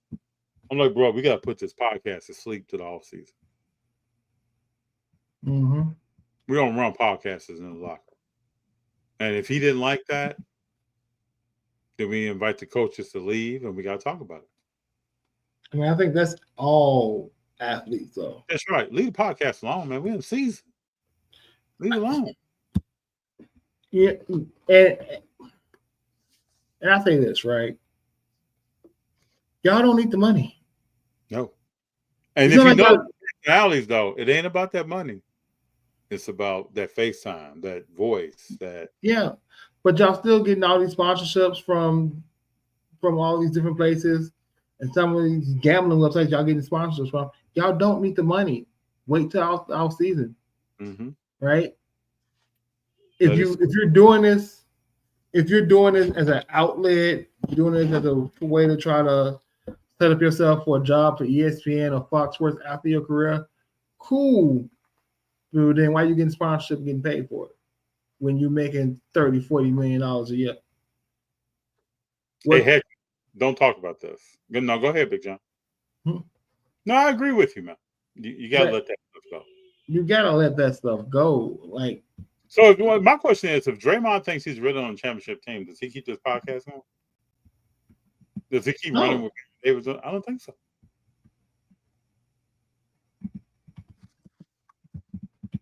Tomorrow is the draft. Imani, what time the draft are you still here? Let me get on right now. What time? No, draft's not this week. It's next week. Oh, it's next week? Okay. We got 7 days and 21 hours. It's next week. I thought it was a little. Yeah, it's next week. September 3rd, 6 p.m. I'm ready. Yeah, they're about that brand, that FaceTime. Draymond also likes to speak to the media when he wants to on his own ground. Yeah, next week. Anyway, Money, get your mind right, man.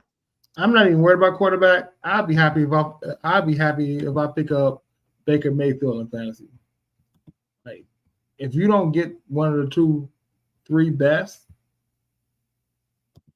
if you're gonna miss on Mahomes, Lamar, Jalen, don't really matter what quarterback you pick up after that. They all gonna get you 15 to 20 points a week.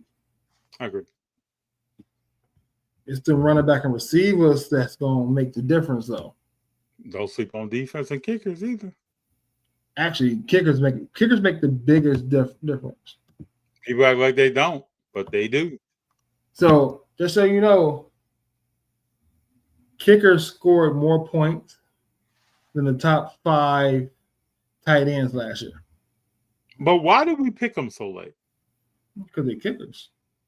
I never understand that. I usually take. Remember, you get 1 point every time the team they play on makes a touchdown. Oh yeah. Don't sleep on the kicker, people.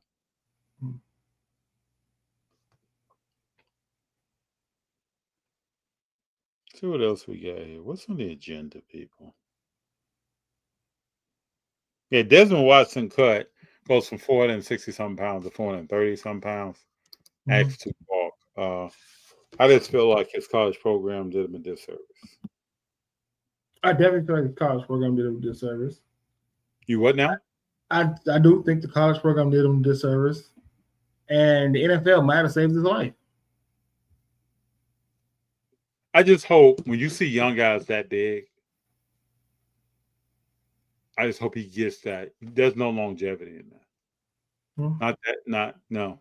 There's no longevity in that. But just think if he was like 315. You watch game tape on him. This dude's agile.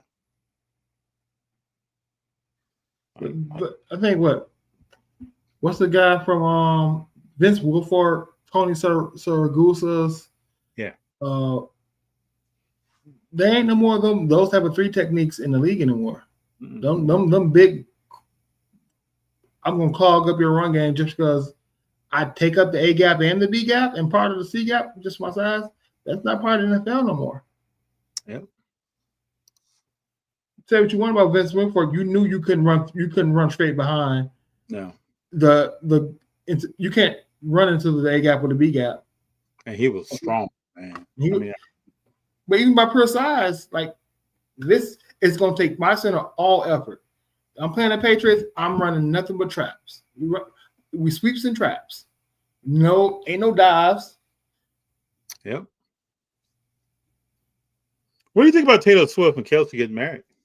Are you excited? Congratulations to them. That's what I said. Congratulations to them. We'll see if they actually get married, because she's probably gonna perform at the Super Bowl halftime. Mm-hmm. So let's see if they actually get married. So do you think there's been some rumble that the Panthers might move Adam Thielen? Yeah. You remember when he own dream putting that pressure? You remember bro. You remember when he thought that he was the number one over Jefferson? Yeah. He's a good receiver. He's a good slot receiver. Nothing more, nothing less. But when I can pay somebody cheaper to do what you do, and they may be able to touch faster. Mm-hmm. So Mecole Hardman got cut by the Packers. I wonder what led to that. Mecole Hardman? Yeah, the wide receiver that was with the Patriots. Yeah, no, with the Chiefs. I think he was Patriots one time. I thought he was. He was. So he went back to the Chiefs. You're right. Yeah. It is what it is. It's interesting. Some of these guys get cut. Cut Jordan Love. Hey, I'm gonna tell you, we all know this. I'm not saying anything people don't know. Those who are pretenders and fakers will be exposed this year. And then you have the Packers. They will be exposed. The Packers are going to be exposed early. My disdain for the Packers as a Bears fan is unbridled. Okay, it cannot be contained. I don't like them. Yeah, the Packers or something. As a Cubs fan, I like the Cardinals more than I like the Packers. That's a big statement. That's a big statement. And I'm a bigger Cubs fan than a Bears fan. What's the standings looking like in Major League Baseball? Interesting, because I think San Diego and LA are done playing each other. I mean, the Yankees. Pulling that up, or you want me to? The wild card.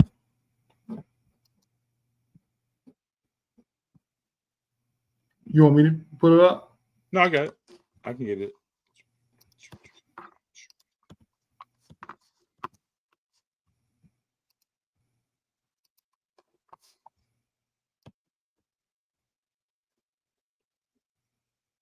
So you have Yankees and Boston wild card. Yeah. So the wild card in America League, you're gonna have Mariners, Red Sox, Yankees, and if KC can make a push, and then the Rangers, because the Rangers, the time of year where they're sneaky good. Remember not that long ago they were number one in the AL? No. I mean, they're not far from that, so. NL, I mean, Philly, Milwaukee, Dodgers. But like that Dodgers Padres is a race. The Dodgers could be in the wild card. Like one bad week. Yeah. I mean, the Cubs had some bad weeks after the All-Star game, but everybody started to hit back in form. That 7-game lead with 30 games left. One bad week for the Brewers and one good week for the Cubs, it flips. Same thing with the Phillies and Mets. So it's safe to say the Mets, Cubs, Padres, two of those three teams will be in the playoffs. Will make the wild card.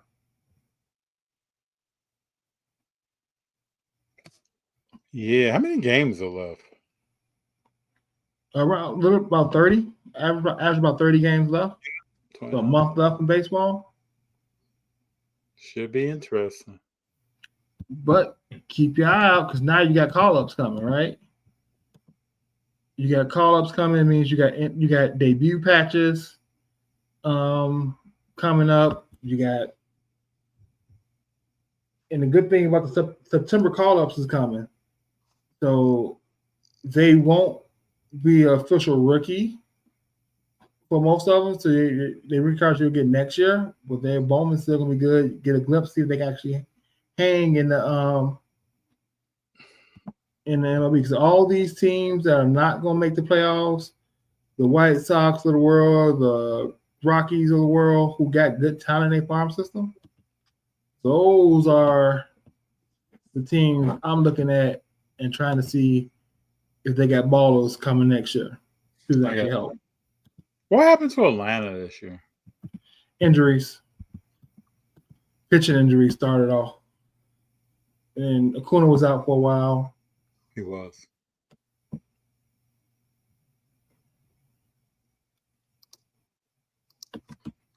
So you still searching up dynasty cards for Ohtani? Yeah, I was looking at some today.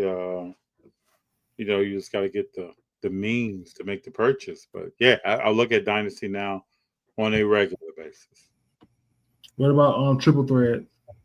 Yes, look at those as well. Mm-hmm.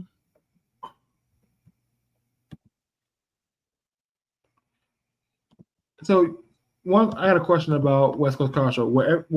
Everybody had prices on their stuff, or were a lot of people just had to ask for pricing for? The tables also had price. One guy I commented on, he makes content too. Can't remember his name right now. I can see his face, but he had all his prices typed out on circles that he applied to the. I told him I've been to a lot of shows, never seen that, and he was like, "Yeah, I try to be organized." Like to me, that's like next level organized. I saw some people with some very good organized dollar boxes. But I saw a lot of people who didn't have stuff priced, and then when I talked to them, it was their first show or second show. And what I don't like as a customer is coming up, asking you with the price of something, and you got to go get your phone and go to eBay because you're trying to come to the latest eBay price. Like if you didn't come this last night, that you got there. That tells me no preparation. Yeah. Yeah, you're not. Now, if you got to go to a sheet that you got printed out, I've seen that before where somebody grab a piece of paper. Let me grab this. Somebody grab a piece of paper and start looking through something. That's cool. I don't have a problem with that. But going straight to eBay? That's very interesting. I want to see prices because I want to know if I should even engage in looking at anything more. When I come to the table, I'm looking for something that I know and what the range of, or if I don't know, let me check eBay, see how far off you are. Like somebody had a paper base rookie Pete Crow Armstrong card in their case for $15. Okay. You had a $1 card in your case for $15. You know what that is. In it and walked away.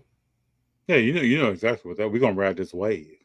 There's no conversation to be had when you have a $15 sticker on a $1 card. Nope. We ain't got to talk. It wasn't numbered. It was a blue base. Just think about it though. Let's break it. This show was at a Knights of Columbus. You couldn't have paid more than $30 at the table. $40 at the table. Why would you not show prices as the vendor? Why would you not? There's a reason.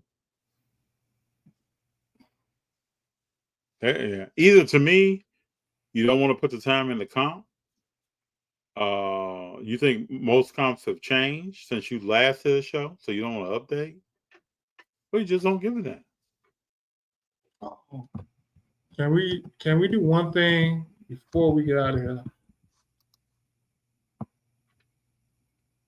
I got a notification. I got an offer on a card from Arena Club. So, yeah. Let's see what y'all think if I should take the offer. How many cards you got at Arena Club? I had like 30 cards left. Okay. What was the most you had at one time? I had 105 up there at one point. Okay.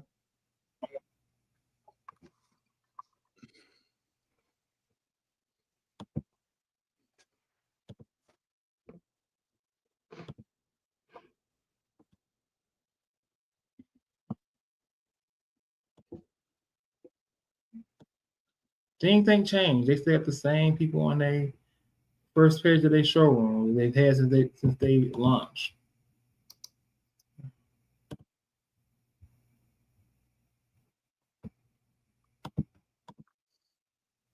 Love Arena Club. That's what Jordan says.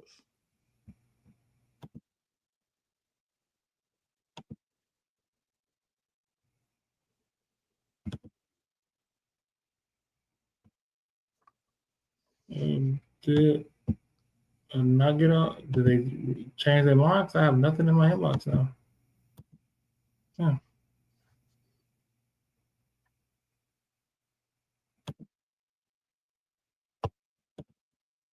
Oh, Caitlin Clark said that Taylor Swift and Kelce were going to get married in 2023. She made that statement.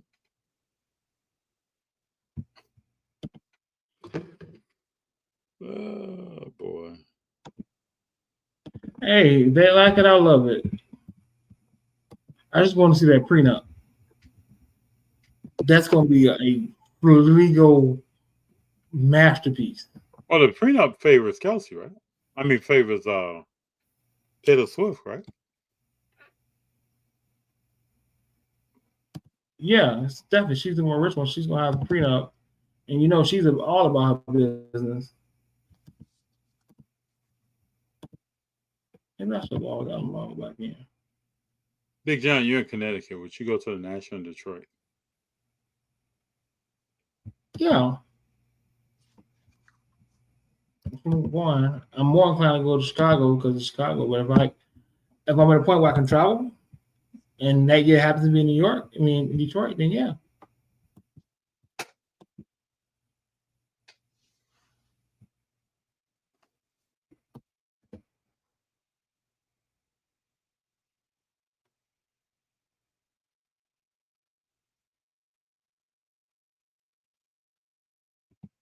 Were you pulling up? You logging into Arena Club? Yeah, it wasn't there, so I'm trying to relog back in and see.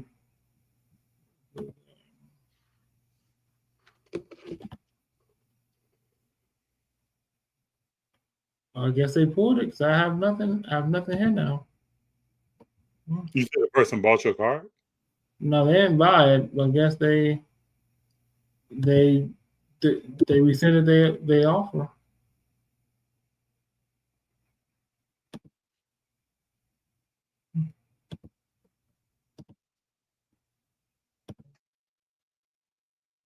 Yeah. Must have rescinded it. Oh well. We'll wait till next time.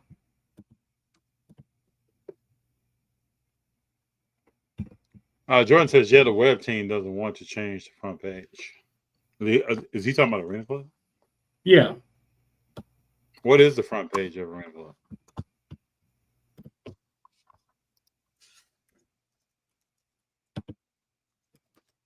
I mean, the front page is slide pack. Who's grading with it? Yeah, slide packs. Who's grading with Arena Club? Anybody here grading? Check your email. $10 grading. Cheapest grade in the hobby. $10 grade. Uh-huh. All right, let's. Yeah, but this is their showroom homepage, and it's been the same people. JG, Pac-Man, Jim Rohn. Oh, they added AJ and Big Justice. Who are these people? Influencers, big names, big companies and names and hobbies. You got Tim Howard, Patrick Willis. Go up a little bit. You got Bullpen? Mm-hmm. Okay, that's here in LA. All right. You want to see what they got on there? Yeah. Michael Porter Jr. card. What would he do in Brooklyn? Justin Field, PSA 10. Derek Jeter in a suit. Yeah, but see, I like how a lot of that stuff is not listed. So you're not really trying to sell on this platform if all your cards are not listed with a price to buy. So what? Hold up. Why is it not listed? What causes that? Why would you have a price? I mean, in my opinion, if it's not listed, you're not really trying to sell it on this platform. So why you have it? Why do you even have it here? I mean, show off bulk. Right. And then Big Jon after this. Look at this.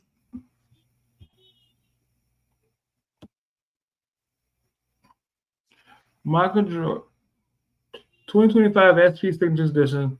Jordan, Kobe, LeBron, Kevin Garnett, and Carmelo on there. Mm-hmm. How much is a car like this worth? Realistically. A couple hundred grand? Yeah, I would say, yeah.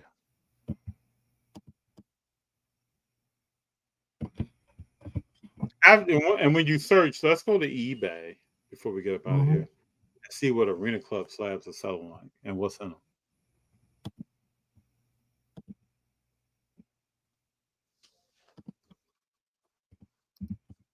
They have a show in September and February. One of their shows is in Fresno or something. I heard. I think it's one in September.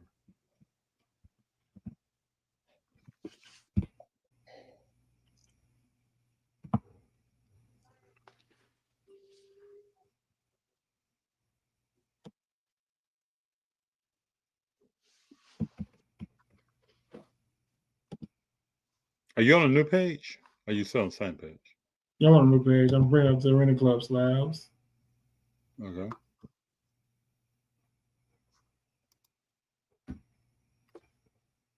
Like, what's some of this big dog stuff that's up in here? Yeah, Fresno, Jordan. Mm-hmm. Fresno. Jordan, you going to Fresno? I wonder why Fresno.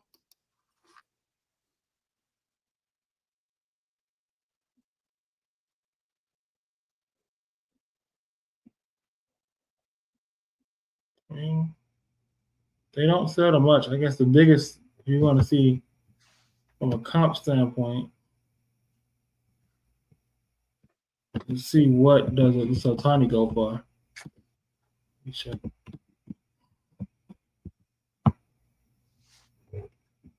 $10 slabs. Mm-hmm.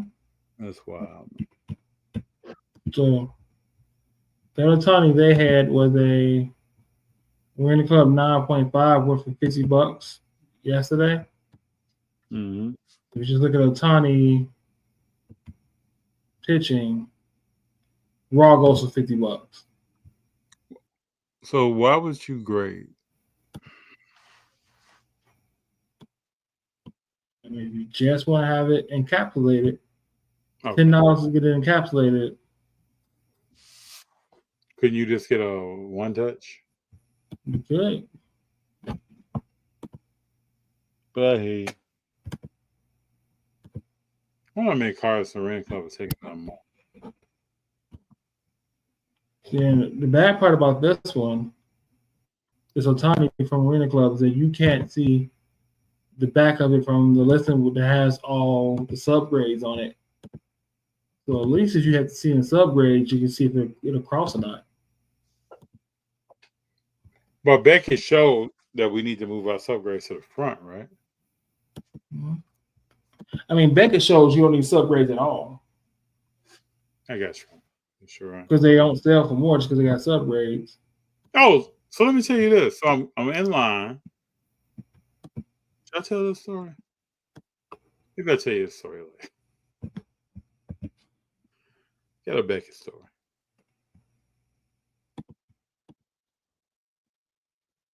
Don't you wish we heard from Beckett leadership?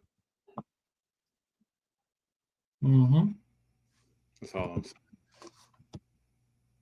That pop count is crazy. Availability is Fresno. Okay. I don't know. Jordan, they are looking to grow grading organically. That's their plan. Jordan, do you grade with Arena Club? Okay, so a version of that card, the Michael Jordan, LeBron, Magic, Carmelo, Garnett, BGS9 sold for $13,000 basically. Hold up, who's on that card? Jordan, LeBron, Magic, Carmelo, Garnett. So a version of that card with that, and it's not out of 5. BGS9 sold for $13,000. So a LeBron, Kobe, Jordan, Garnett, Carmelo out of 5. Hold up, there's a Jordan auto card that sold for $13,000. Yeah. On bids on eBay. Let me share it. Yeah, please let me put my eyeballs. Imani says Beckett might get sold. Imani to whom? Let's break that down. Slice and dice it. Who gets sold first, Tag or Beckett? Tag. Yep. Speak on More it. value in the tag. Speak on it. And hold up, where's Jordan at? On the back? Yep. Oh, but his card is over $13,000. Why would you Jordan put is on the back. Why would you put Jordan and LeBron on the back? On a 2004. You still knew Jordan was the bomb. Mm-hmm. Because at that time you thought Carmelo Anthony was going to be better than LeBron. Because there was a time people thought that.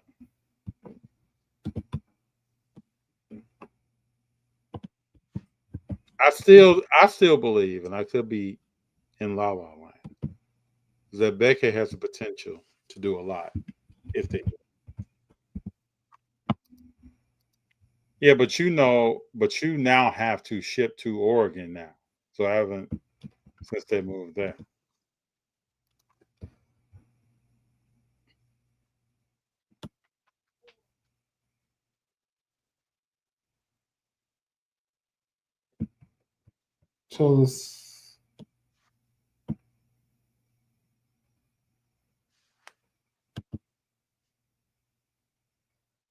So different version of that card. I don't think this is on the number to 5 because I don't see any number on it. Is up for sale on eBay for $25,000. Yeah, that sounds more like it. Like, why is this card sell for $12,000? Then this one's out of 10.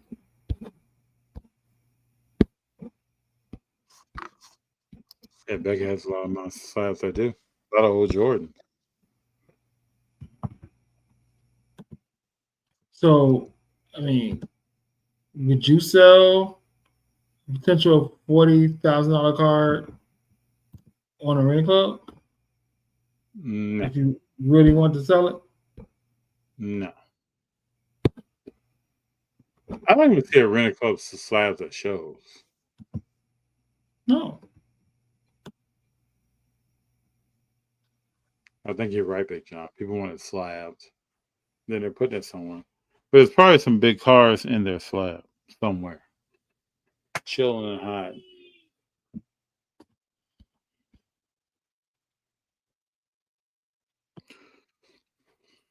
I just got a question. I'm pretty sure this card won't grade well because I see Knicks in it. But What does it look like?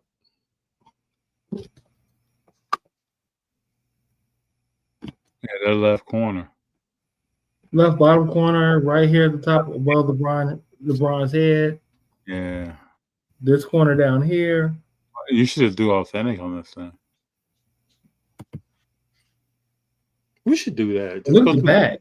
Let's go through the raw cars. Yeah, the back looks better than the front. The upper right No, corner. no, don't. You see the white right here. Yeah, Back these corner cars. here. Yeah. That's beat up. Whenever you take color to the corner, I say authentic this thing, and it's probably $800, $900 car. You might be able to double the value if you authentic this. These are game used patches, bro. Yeah, who game use patches? I'm reading. Yeah. Upper Deck didn't mess around. Okay. Okay. And I believe long term, these cars are going to be worth a lot more than they are right now. Now, I'm not talking about, FD, everything grows. I'm not talking about that. I'm talking about you're going to have a big divide between game used patches. And this doesn't apply to any player, any league, any time, any place. Patches.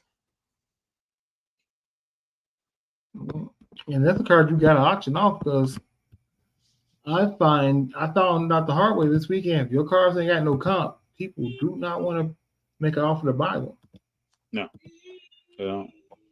They don't want the potential bad press that comes with it.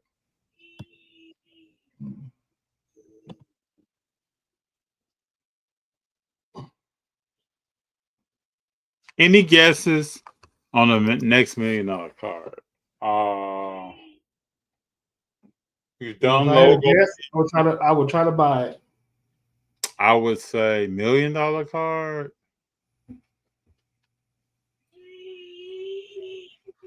Something Shea, something Luca. Probably something Luca.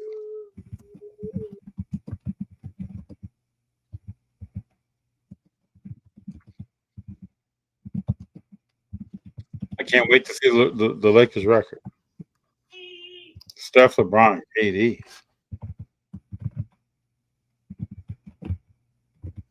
KD hurts that card. Doesn't have to be sports. $1 million Pokemon? So I can tell you right now, there's $1 million Hulk Hogan cards. You have a point. There are some Hulk Hogan cards out there right now that people are still holding on to from the 70s that is probably worth $1 million now that he's gone. I heard a story, and I don't remember what the card was, but I heard a story this weekend that somebody had a friend who had a one-on-one card, expensive rare card, and they wanted $10 million for it. Got offered $8, said no, sent it to Beckett, and it sold for $2.5. This was Raw? Huh? I don't know if it's Raw's great. I was overhearing the story. Okay. But they wanted 10, got offered 8, and it sold for 2.5.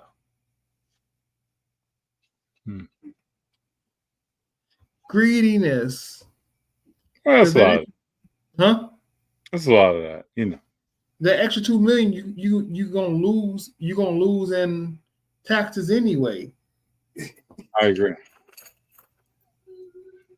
I totally agree. But you know how people get down. I never forget. I always say this. I never forget. This is no bashing. Got a toothbrush in my hand, but no bashing. I go to a show. This is 2021. And the guy had some high-end National Treasures LaMelo Ball cards. And I walk over and I'm like, he's talking to a guy trying to sell them. I'm like, man, that's cool cards, man. He looks at me. He's like, yeah. I'm like, man. Then I said, can I check that out? And you know how people don't hand you a card? They kind of hold it for you. Yeah. Like they hold it. I look at it. I say, how much does this cost? $40,000. I always wonder what that card's worth now. Mm-hmm.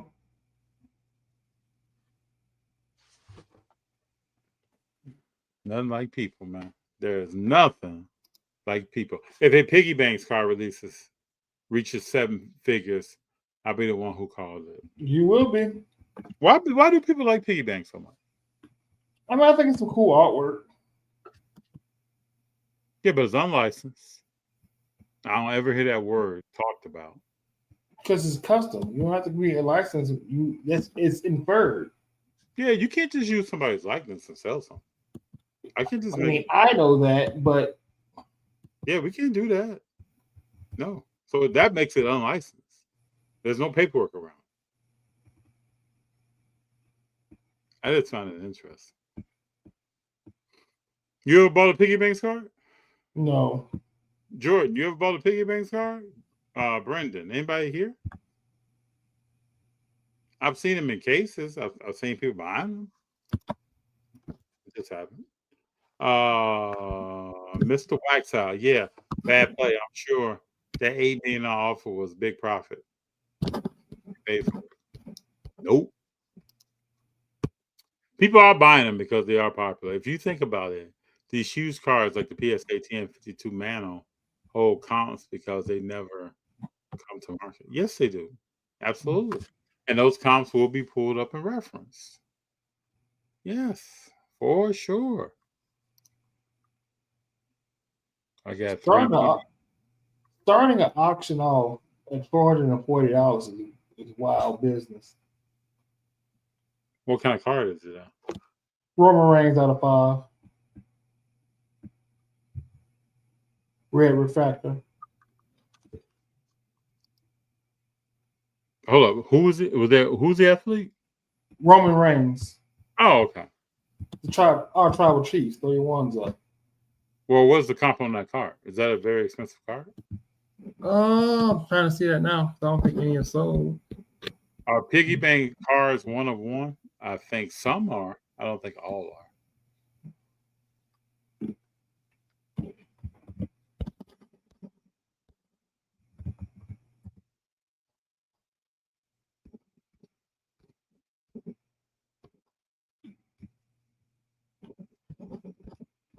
No, another one ain't sold. So comping that card gonna be hard. I mean, I get it starting at a high auction because usually there's no comps for it. You don't want if you don't got a big name eBay store, but starting at 440 is just an odd number, 440. It is. Not 399, not 449, 440, just an odd number.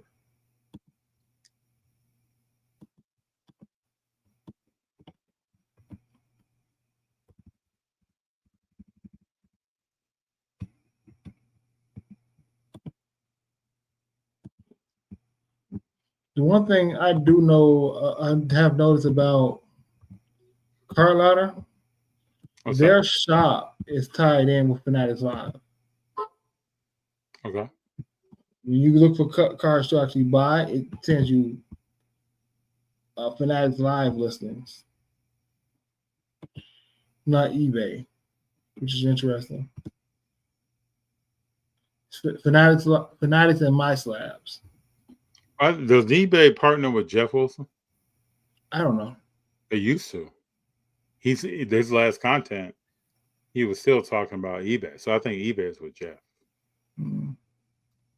In his database.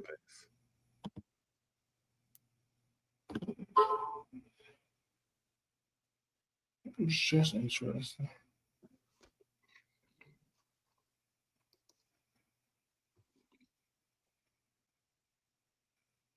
Oh, before we get out of here, let's talk about WNBA real quick, and then this y'all need to pay attention to this MVP race at the end of the year.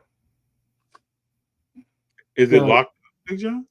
It ain't locked up. The Feast Calgary has been out for like eight games. Oh, you're talking about WNBA. WNBA. And AJ Wilson has been balling. Yes. And Alyssa Thomas has been balling. And Kelly Mitchell has been balling. Like who's the young lady for the Indiana Fever? Kelly Mitchell. Kelsey Mitchell. There you go. Kelsey Mitchell. They've been balling. And listen, I give Thea credit. She's been balling for the last year and a half, but missing those 8 games. That ankle sprain, I didn't know she was coming back. That ankle sprain was fierce. Then and you got 8 in that same time span. Aja's averaging almost 30, and I think they're 1 point per game difference between Nafisa's 24, Aja's 23. But Aja's also second in rebounding, third or fourth in assists, and way more assists than her. Mm-hmm. And they're on an 11-game winning streak, and they've clinched their playoff berth. Yep. And they went from a team that the Lynx blew out by 50 a couple months ago, and she didn't bring them back to playoff teams. I think last year she got hit with motor fatigue. I hope not. It's a travesty that she's balling. So I mean, Nafisa Cole is cold. She's cold. She like career Asia, recent history. B is one of the ones. But I just think you got, if you a person who watches more than the highlights, and you realize that the Fever are like the 6, like the HC with Caitlin Carter being out and all the injuries they had, and Kelce Mitchell averaging almost 20 points a game, something like that. Alicia Gray in Atlanta killing it. Alyssa Thompson has the most triple doubles in a single season right now. Like it's some girls, some ladies balling. It is. I'm over here looking at Collier. People are not paying attention. I'm looking at some Collier Prism goals on eBay. Oof. Price? Black gold is expensive. Gold is expensive. 2020 is her rookie year? No, that's not even a rookie year. I don't think they made Prism in her rookie year. Isn't that rookie year like 2018? I think so. Yeah. I looked it up a few weeks ago. I've always wanted an Aja Wilson, a nice card. I've never purchased a WNBA card. Gotta get you some. I got a couple people I like. What's her name? One of the girls I work with, she loves when I get a Aja Wilson card. But I just pass it on to her because that's our favorite player. Okay. They reached the record for double doubles. There are some people that need to be in this conversation more than just Aja and Nafisa Collier. And let's just talk about. They may not be the forefront. It's a 2-woman race. But that's people worth talking about. If you ESPN, whenever want to get their shit together and talk about them. But I still ask the question that I've asked from day one. Why are we only talking about one person? Yeah. I just gave you 5 people that are balling. Imani, I'll let me. Why are we only talking about one person? And that person's consistently hurt. Something wrong. They're shooting 28% from the 3, and they only shoot the 3. They have a very limited mid-range. I don't know. We'll see. Let's see next year. After people heal up. You got one injury, now you got bone bruises. It's like some people can be hurt and it's okay. And other people be hurt and they're boss. Mm-hmm. I don't know.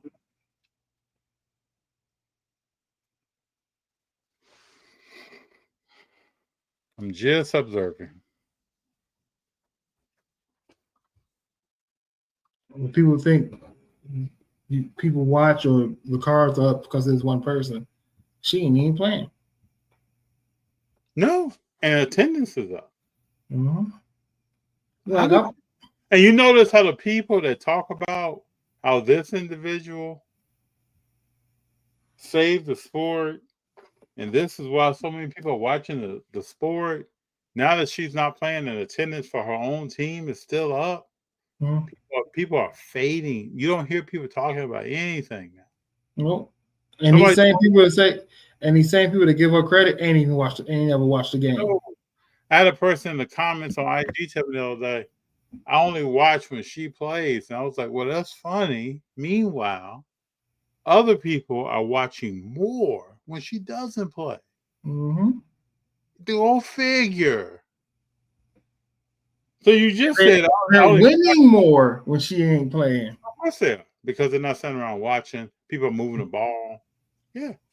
You got to think the Valkyries drafted players who were sitting on the bench. Mm-hmm. And they're one of the best teams in the league.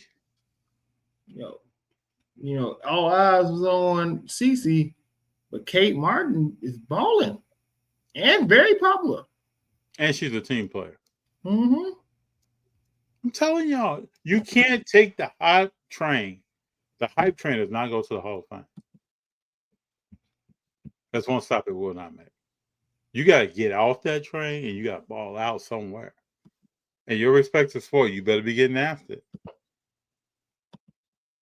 Is there any update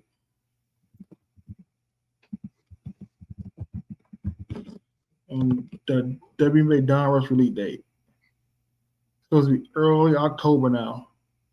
Donruss. WNBA. Okay. Was supposed to be July. Now it's early October, hopefully. And what's supposed to be in there? Because that's where the downtown's coming from. So you're gonna be able to get those Caitlin Clark downtowns.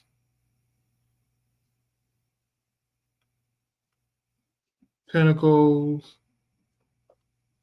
You're gonna have private signing autos. And then the rookie, the franchise features for the rookies as the inserts.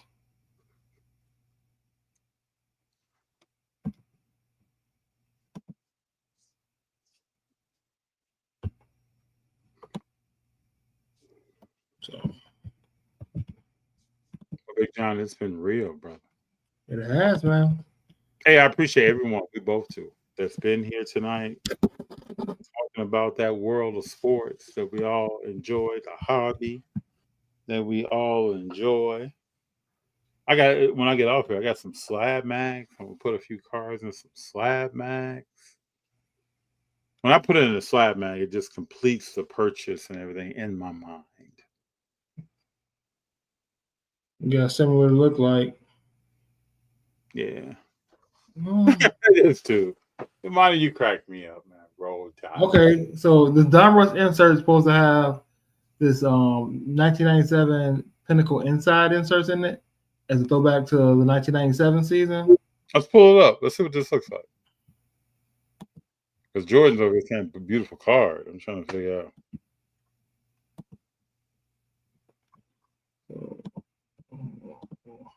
This is the last thing. Yeah. Promise you, man. I gotta go to bed. Oh, good, man.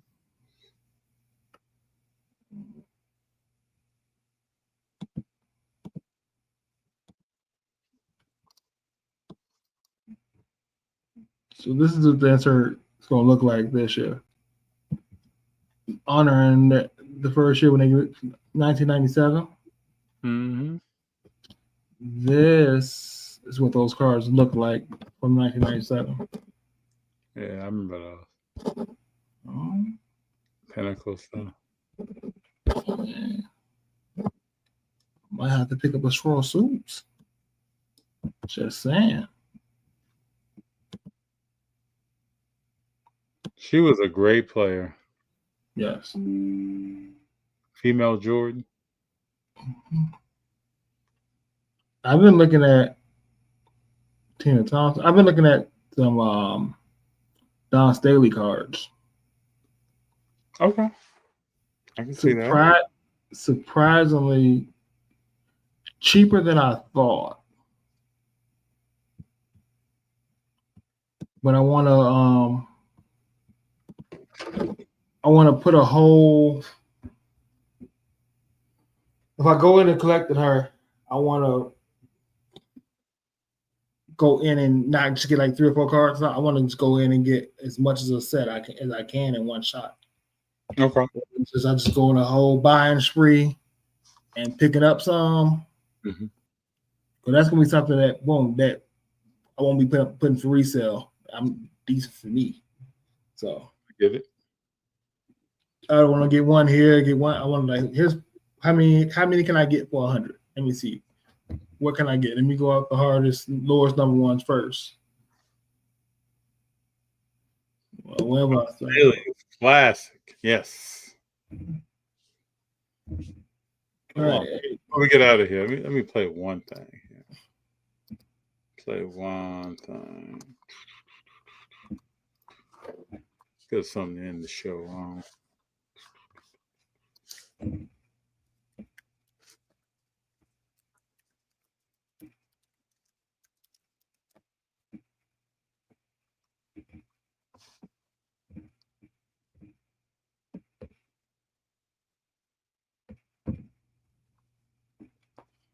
Do do do do.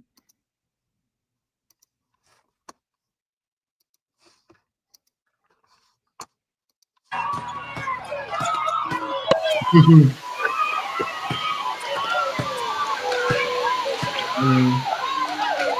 supposed to be defending me? Or was that the famous Matador defense? Olay!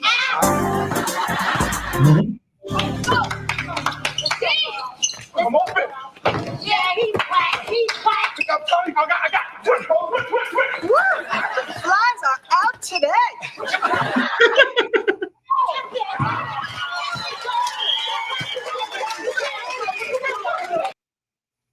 I love that scene. Mm-hmm. I don't know who has more side quests in life: Snoop, Marshawn Lynch, or Don Staley.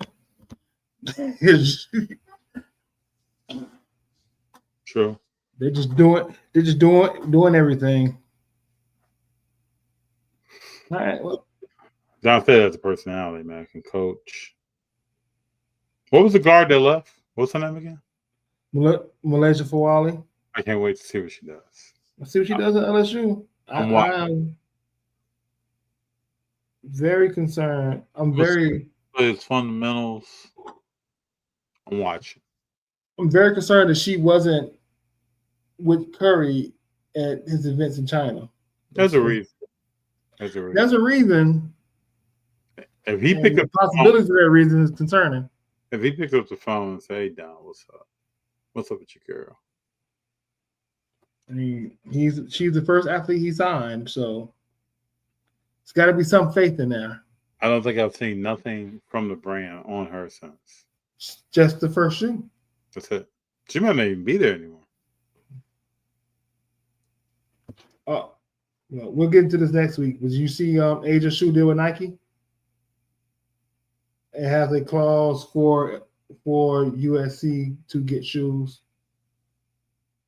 and a tie-in with the Gamecocks for like a colorway or something. So. Oh yeah, I think I saw something about that. Yeah. That's how you look out. Yeah. That's how you get back and look out. And you also get some future ballers in those shoes.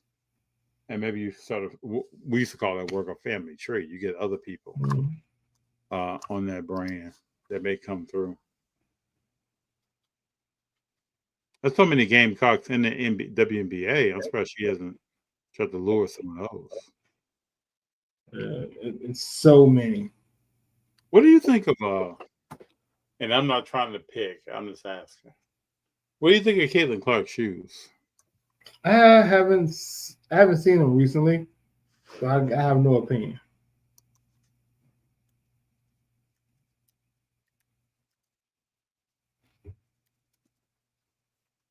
Let me show you this, homeboy. Show you this, my man. To me, I'm not rocking these, but you know, that's just my little humble opinion. What do you think of that shoe, man?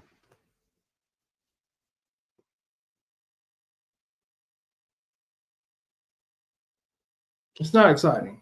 Yeah, there you go. I don't even know what that is. A bunch of designers got into a room and consulted her, and this is what this is. That's just me, though. I don't know what that is, man. But I haven't seen him on anyone's feet on the street. And when I do, I'm making content. Mm-hmm. As soon as I see him, I'm making content. Should put out a challenge. If you see these on some feet on the street, make content. Well, Big Jon, I'm going to jump off, man. Appreciate everyone for being here. It's been a great Tuesday. Can't wait till next week. Don't know what we'll be talking about, but I'm pretty sure, yeah, it's me. As the young kids say, it's me at their best. It was not exciting. I don't know what it is, people. And I'm not trying to hate. There is no hate in my blood. I'm just saying. Will Michael Jordan come out with that shoe? Hey, we just hate mediocrity. Yeah. Will Kobe come out with that shoe? Oh, that Jalen Brunson commercial for those Kobe's? That was a nice commercial. That was very nice. With his daughter in there too? That was. And the new young lady that's coming? What's her name? I cannot remember her name, bro. Every time I see her, I'm like, she can play. I watch film. You have a good one, man. Mecole, stand up. That's not the shoe. Okay. That's not the shoe. That is the shoe. Imani trying to Imani. Oh, Imani. Show us the shoe, man.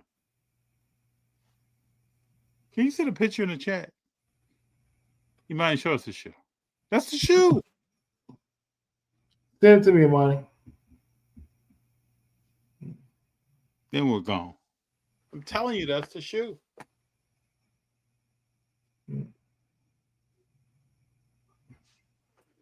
Those are the Kobe's. What does her shoe look like?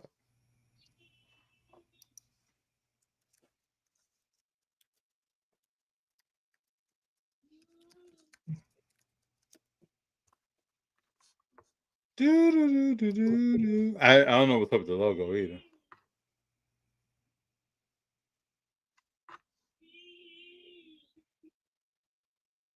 Dude, I don't see any other shoe, man. What shoe are we looking at? You seen the logo, man?